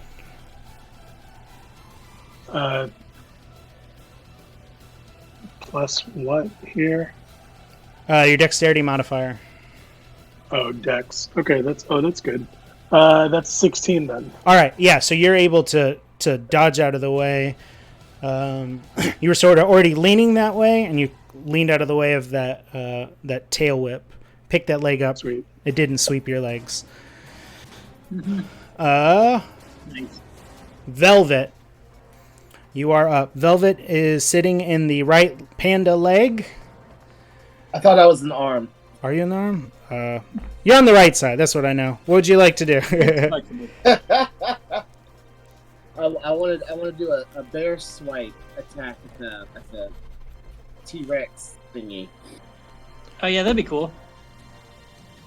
Alrighty. Do Roll a me panda swipe. a d20 and add 8. Okay. Ooh, it's a 10. Total. Oh, my music's getting shitty. Hey, Brian. Yes, sir. Why don't you drag the characters to the parts so that we can keep track? Good call. Velvet, you do hit. Smart. Smart. Roll me, would you please?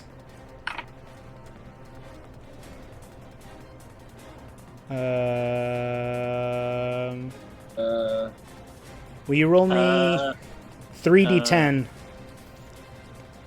3 10-sided dice. ID10. Let me find it. He's doing that thing again. Okay, 3 10-sided dice. Yes, sir. Okay. That's a 5. A 5. A 2. So 12. Yes. Love it. All right, we said. All right, so we said Velvet was an arm. Yeehaw. I'm a leg. Your leg? Alright. Yes. You're gonna open that little hatch on the leg, and there's just gonna be nothing but blood. It's like a gearbox. Good call. ID 10T on that. Alright. Alright. Alright. So you hit for 12, you said? Correct. Love it. Zothok Zothok. still flying? No, Zothok's on the deck. At one of the weapons, I believe. Gotcha. Which are you at the harpoons or are you at the big weapon? The big guy. The big one. All right. Roll me a d20 plus 8. Rolling. Ooh, 18. Love it. Roll me 4 10-sided dice. Oh, good guy.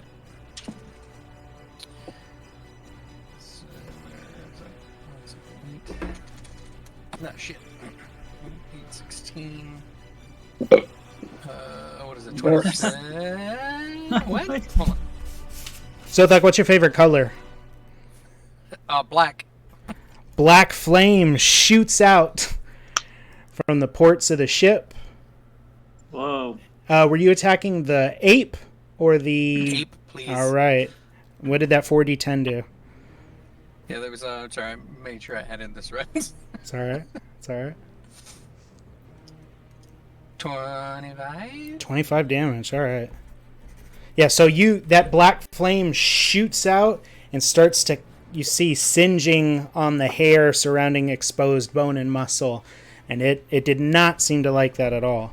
It pulls back That makes sense. really quickly. Torin, Yes. you are up. The ape is still like right close to us after punching me. Right? They're both on either side of you. Okay. You did notice the cleric and the other party did something that looked effective.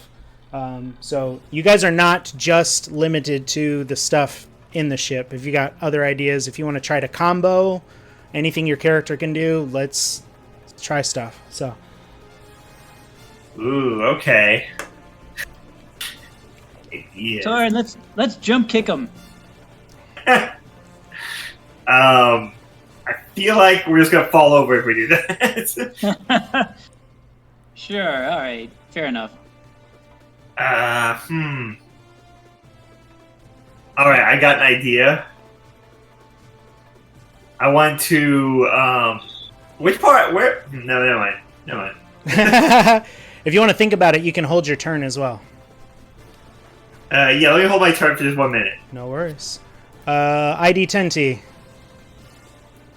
What are my options? What are you thinking? I was thinking I was going to route power to one of the limbs so that we could have a power punch. Yeah, But I'm not sure whose turn is next. Yeah, I mean, so you guys hear a voice on the intercoms of your friend ID 10T. There's vocals being pitched into your compartment so you can speak to each other. Hey guys, how's it going? Can we fire the boob rockets? Is that equipped or? Boot rockets? Checking for boob rockets. Hey man, the head of the ship detaches, just so you know, man, and we configured the rest of the warks to make like a portal gate, so you guys can get out of here, man.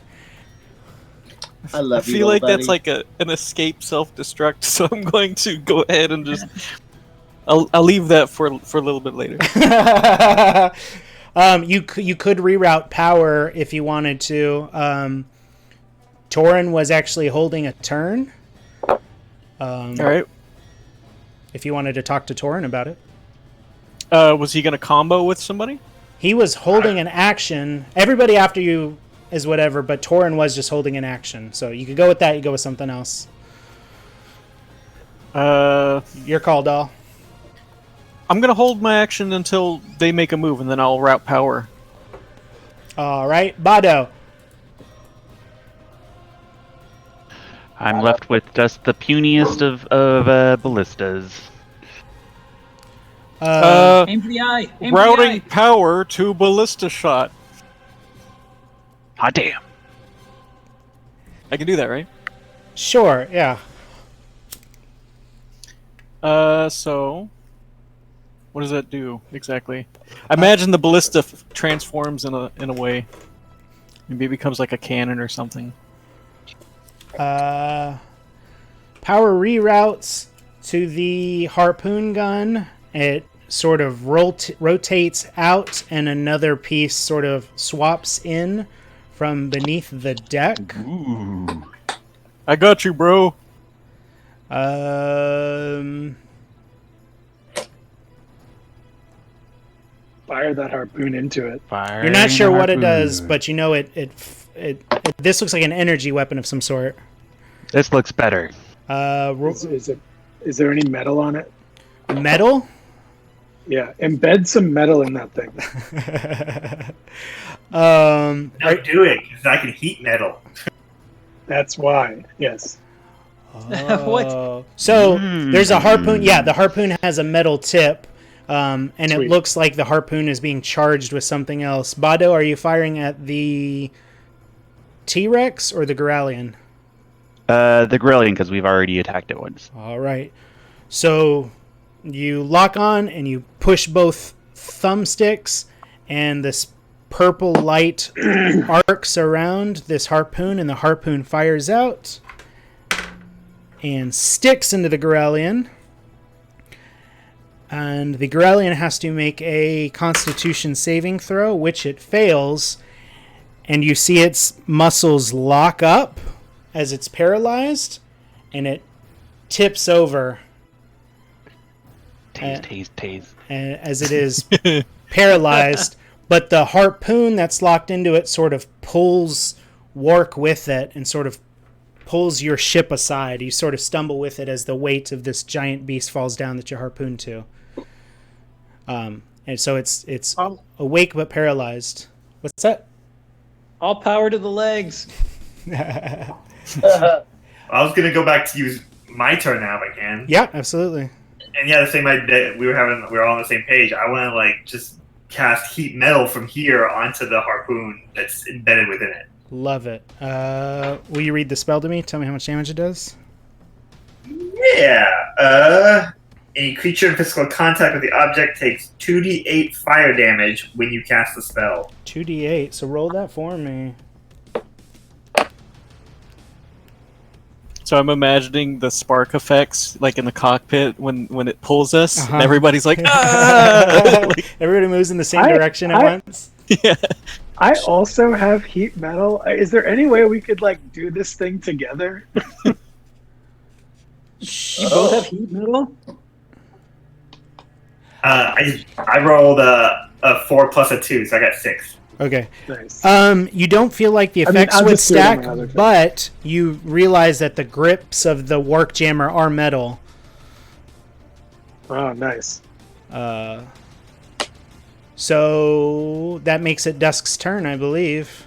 The Growlian is on the ground, harpoon in it, it's paralyzed, and that harpoon tip is heating the searing red, burning the Growlian, and you see it its eyebrows sort of move. It's paralyzed, but it still feels the pain. Yeah, it says also, by the way, until the spell ends, something about you can use a bonus action on each of your subsequent turns to cause this damage again, as long as it doesn't make a Constitution saving throw. Love it. Yeah, so on your next turn, you can reach in and reheat that metal to singe more unless it saves.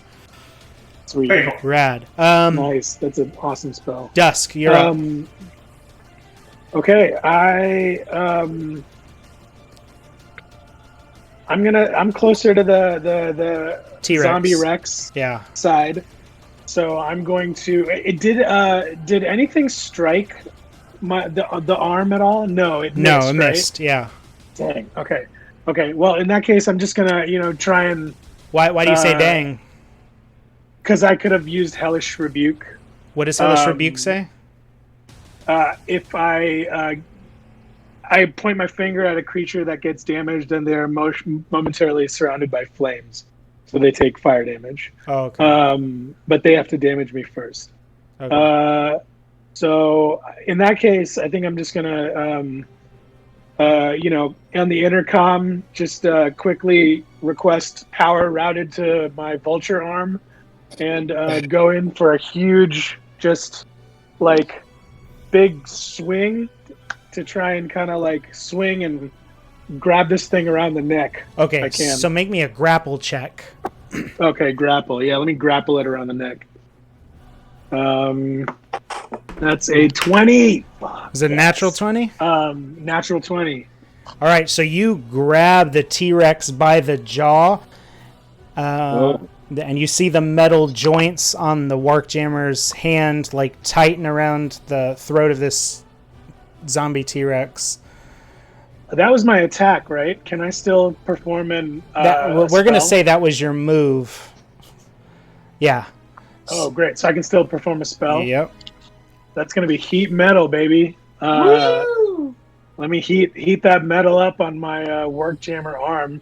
It might do some damage to me because it's my arm. I don't know. But It's or is it just spicy because hot.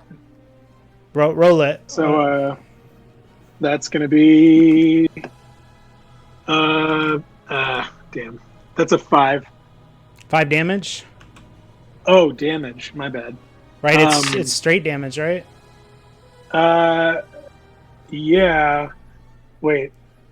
You cast the spell at a higher 3rd level or higher, damage increases 1d8 for each slot above level. So can I cast it at a higher level? Absolutely. Great, Yeah. let me do that. So damage increases by 1d8 for each second. What does that mean? 2 slots? Yeah, so you'd So add extra. 3d8? Yeah. Sweet. Where's my d8? There it is. That's a 7, 3, and 2. So 12. Yeah.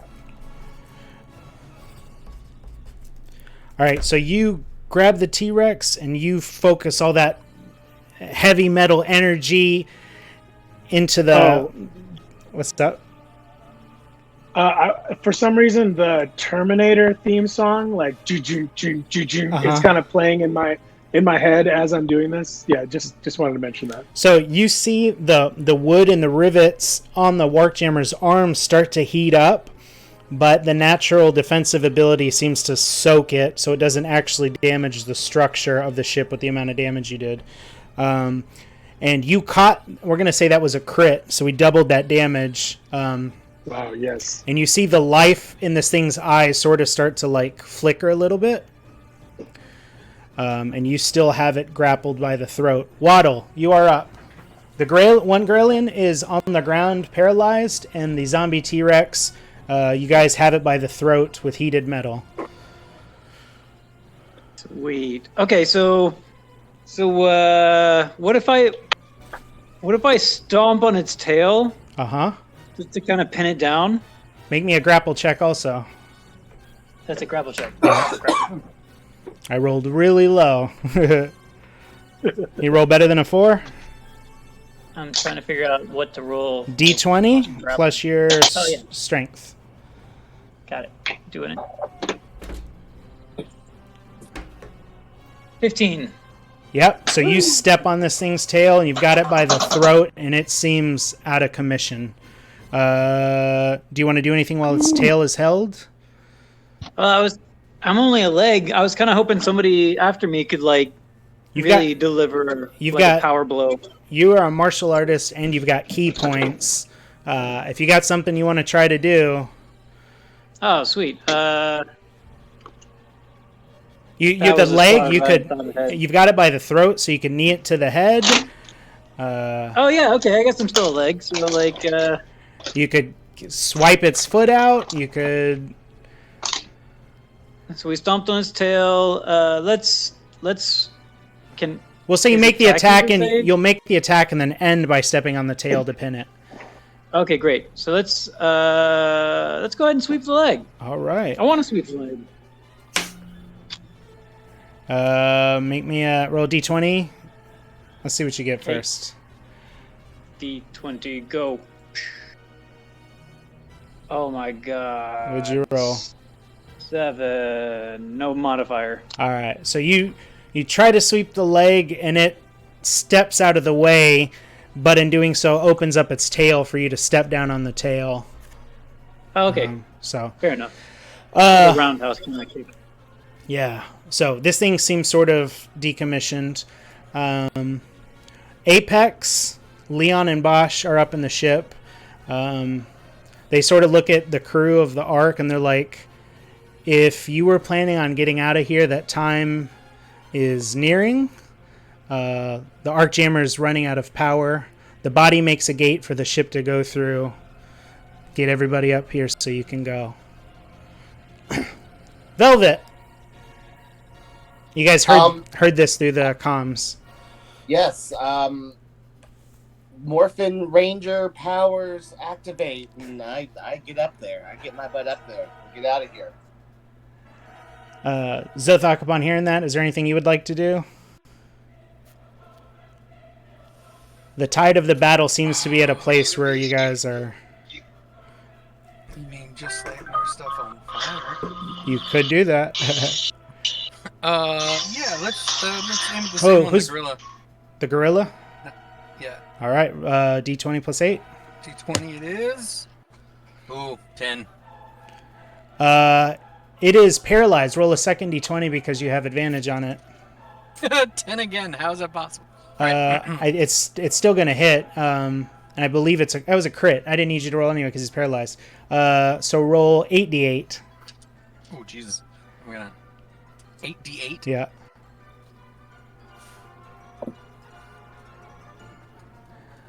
It's 9 o'clock. We're getting down to it. Yeah. Sorry. No, it's all good. I know some... I don't want to keep Sean too late. Oh, it's good. Okay. It's a special night. Okay. I don't want to keep anybody too late. We're getting to it. As long as everybody's good. Go. Good to be here. While Zothok is counting that, Torin... Yeah, sorry, dude. No, all good. I can find my real You heard that message come through? Anything you'd like to do? Or would you like to... So they're saying get up to the ship so that we can leave. Is this That's correct. portal back to our time, do we know, or? Back home is what they're saying. Okay. Yeah. No, I rolled 49 on day. 88, right? So there used to be a Gorelian there. You like this black plume of fire and smoke, just like it. You hold it unnecessarily long on this thing. Like maybe your eyes start to turn black. You're more than messenger. I sense a great evil in the Force. In his head, he's like below deck. He was mad at gorilla, and this is a gorilla, so like fuck it, same thing. And you just torch it. Torin.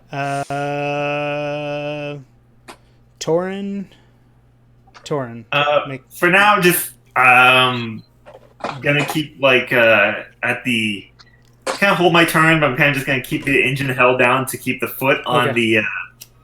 I mean, I guess it's Waddle's foot, but I imagine I can kind of like help the engine keep the foot down on the tail. So while you're looking at the feet things, you do see something that says propulsion. Whoa. Hey, does everyone have one of those? One of the in their warp jammer? Does everyone have the key stick thing? The batteries that we were using as an immovable rod. Yes. Or is it just my ship? Yeah, they're all using immovable rods as battery sources. Right.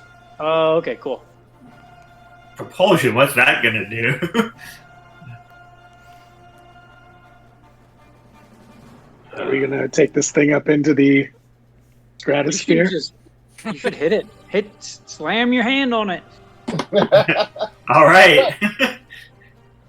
You gonna do it? Sure. So Torin hits that propulsion button and feels his cabin start to shake as power lifts the right boot. Oh wait, is that the right one? Yeah. Yeah. Yeah. And roll 4d10 as you knee the dinosaur. All right. 4d10. That's right. Oof. Right in its bony skeletal pelvis. 19 in total. Nice. So your right leg fires up and you're bracing tight like like the Scream at Six Flags, and you shoot up. You see the giant teeth of this T-Rex fly back as the knee hits the head, and the arc jammer is sitting there with one leg up in the air, propulsion firing. ID 10T, you get a notification that the right leg propulsion unit has been activated. Sweet. It just like bubbles up on a screen. So, Pop up. am I waiting for people to come? Or like, basically, I'll send a message saying, "Are we all leaving?" Everybody can answer. Yes. Yeah. Yes, please. All right, Difficult question. Oh, wait, we're going? get your butts up here. Get to the topper. You jerk. Jesus Christ. William Wisp. Was home. Not home? Oh, boy. Let's see. So that was ID 10T. Yeah. Is there anything you want to do as people are making their way up? I'm going to ready the ship. All right. Prepare for blast off. Love it.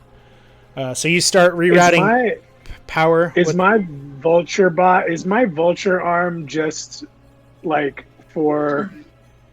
Is it being like a vulture? If we launch anywhere, does it need to turn into like wings on the back of this thing, or? So you hear Leon come on, and he's like, "No, man, your warks are gonna act as the gate for our ship to fly through, man. The warks stay here. The arc goes back." Oh, okay, so let's go to the bye-bye. top. I got it. Say bye-bye. I guess can we grab the immovable rod and bring it with us? I checked for my wallet, my keys, and my phone to make sure I don't. Smart. If you go to grab the immovable rod, your part of the vehicle will just stop moving entirely. But you could do that if you want. No. Okay, let's go. All right. So you're Waddle. You are the one boot that's left on the ground. You notice a propulsion button also. The T-Rex got kneed, but you guys are still holding it by its throat as it's thrashing around. One leg's off the ground, and everybody is making their way up to the ship up top. What would you like to do for your last round? Can I move while the propulsion buttons hit? Sure. Or is it too like? Do you want to go up to the top and hit the propulsion button? I mean, I kind of want to just like abandon ship and just be like boop, and just like hit the button and just dodge, get the hell out. Yeah. You know? So you hit that propulsion button. You feel your cradle rock. That energy beneath you starts to pick up, and your other boot shoots up. The whole arc jammer starts to pick up from the ground and starts to pull to the side as the harpoon is still attached to the paralyzed Gorelian. So your ship's sort of like stalled in air as everybody's climbing up. There's like submarine hatches through the innards. And one by one, you guys all make it into the top of Arc. Nice. I just gotta blow a kiss to my alligator Zord. Aw. Like, farewell, friend. Botto, cut the line. So we will jump off initiative as you guys all make your way into the ship. ID 10T comes over the speakers and says, "Bado, cut the line." Torin got the cloaked figure with him. I got it. Torin still dragging a body. Yeah. This guy's still just passed out. They're best friends. I'm making like a puppet, like, oh, I'm coming, don't worry. Weekend at Bernie's him. Yep. There's Gorilla. Wait, I thought she was still down there. Oh, you're right. Whoops. What? I meant Leon and Bosch. That's who I'm looking for. And Art. So Apex. yeah, so are they staying on? So as Yeah. everybody starts making their way up, they're like, "Friends, this is where we say our goodbye." Aww. No, you're my best friends. F that mess. Come with us to the future. How are they getting off if the thing's flying away? Are they like jumping for it? Apex, so Toy Party, you see this warforged ape creature in this like stealth sort of build, and you realize a lot of the clicks you've been hearing were coming from it. He's awful. I hate him. So he's not part of this. He looks at you and he's like, my job, stay here, protect Workforge, keep Anchor safe, good luck. And then he click back my regards. Boy, Be like, I'll salute to him and be like, see ya, chief. Oh, look at that. You see That's so cool. his skin shimmers, and he jumps off the ship and starts to like climb his way down. All right, wait. You can stay. Leon and Bosch, Leon and Bosch. they're like, this is our home, man. I mean, what would we do? There's all kinds of new, exciting adventures to be had, and maybe you can help us with future Warp Jammer stuff in case something happens. And also, I'll just really miss you both. Leon looks at Bosch and he's like, what do you think, man? And Bosch goes, oh, fuck it. Yes! New friends. So They got no home to go back to anyway. Bado, the ship is rumbling as you're starting to slowly drag the paralyzed Goralian on the ground. ID10T yelled at you to cut the line, so it feels like it's sort of waiting on you. Absolutely. I attempt to cut the line with the best choice thing I have to do it. There's like a disconnect button. You can let go of the harpoon. Oh, okay. Oh, God. I press that button. But I press it with my axe. Not that button. Press it with your axe. I grab the axe, raise it to cut the rope, thinking, I don't know if this is going to work. And then I see the button, and I'm like, and hit that instead with the axe. Hold on to your butts. So you hit it, and Arc Jammer rights itself and starts to take up into the atmosphere. ID10T, you see the detach panel start to light up in front of you. Yeah, that's fine with me. Let's see what this baby can do. Although we already know because we've flown it before. You hit that detach. Detach it. You hear a series of mechanisms start to clank around the ship as the body of the Warp Jammer drops. You see it start to reconfigure. Those vulture wings shift over to the top, and it reconfigures into this ring, this flying ring. It catches itself and picks itself back up before it hits the ground. Levitates up in front of the Ark, and you see a shimmering portal in front of you.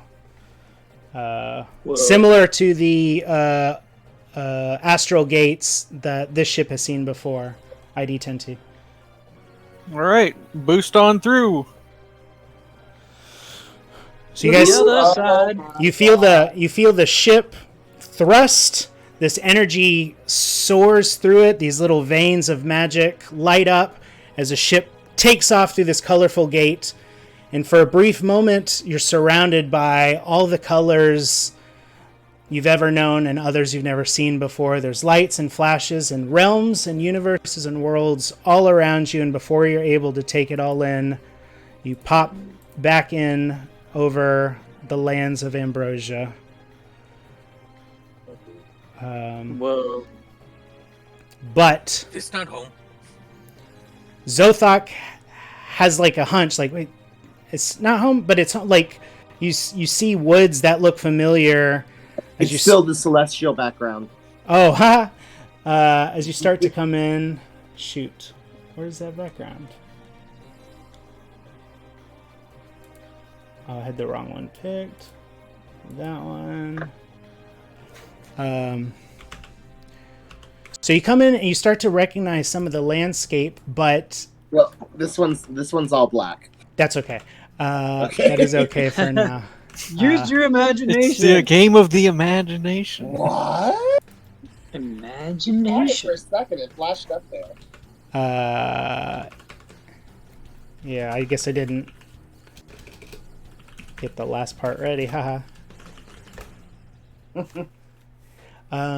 So you Imagination. You ride in over the lands of Ambrosia, but a storm has set in. It's sort of like the beginning of Back to the Future 2. You know, you sort of port in and there's a thunderstorm that has rolled in. So ID10T navigates between these clouds, between the various strikes of lightning. You'll see bits of the ship sort of fizzle with energy from the clouds. You dip your way out of it and see the city of Ambrosia off in the distance. And you all get this sigh of relief. You're home. You don't hear any dinosaur roars or weird clicks or anything of the such. But your ship starts to pull in, and the skyline of Ambrosia looks different. Oh, no. How different? The Darling's castle, like the castle where Prince Darling lives, where the royal family lives, is different. The spires are tall and winding, lights pouring in from all over the place of unnatural colors. Another crackle of thunder above you. The light sort of illuminates the valley around you. And the camera starts to zoom in on this modified castle. And you see the camera pull into the portcullis in front of it. And the metal frames of this gate are bent into two giant W's. As you start to realize something's gone wrong. And that's where we'll end our season of the AXE+ARCANA fantasy adventure game. Dun, dun, What dun. did you do? We broke it. We broke reality. Oh boy. So that is the end of season 1. Thank you guys so much for playing. Thank Thank you. you. I had a blast. Thank you. Yeah, thanks. Yeah. We're going to take a break for the Halloween season. Drawhalloween's coming up. Drawhalloween.com, everybody. We're going to be streaming some stuff on IBS, some Halloween-related things. Wednesdays, I might do some stuff on my own. You guys are welcome to join. Thursdays will still be game nights. This Saturday at 7, right, Pat? Yes. 1031 SPKY, my spooky podcast. We're going to try some live streaming on here. We're going to try some candy and talk about Halloween decorations and all that fun stuff. So check us out this weekend. We'll be here tomorrow for video games. But other than that, this has been season 1 of the AXE+ARCANA fantasy adventure game. Thank you guys so much. Stay tuned to our channels. I'll let you know when season 2 starts. Figure that out when we get there. It'll be towards the holidays, if not later. We'll see. Anyway, thank you guys so much again. Everybody, if you guys want to say any last things. Register to vote. Register to Thanks, vote. everyone. Register to vote. Yeah. Register to vote. Yeah, for sure. Exit light, Well enter night. masterminded, Brian. Brian. Well masterminded. Thank you so much. Thanks, everybody. InternetBroadcastSystem.com, 1031SBKY.com. Wear a mask, register to vote. I love you guys. We'll see you next time. Bye. Thank you. Bye.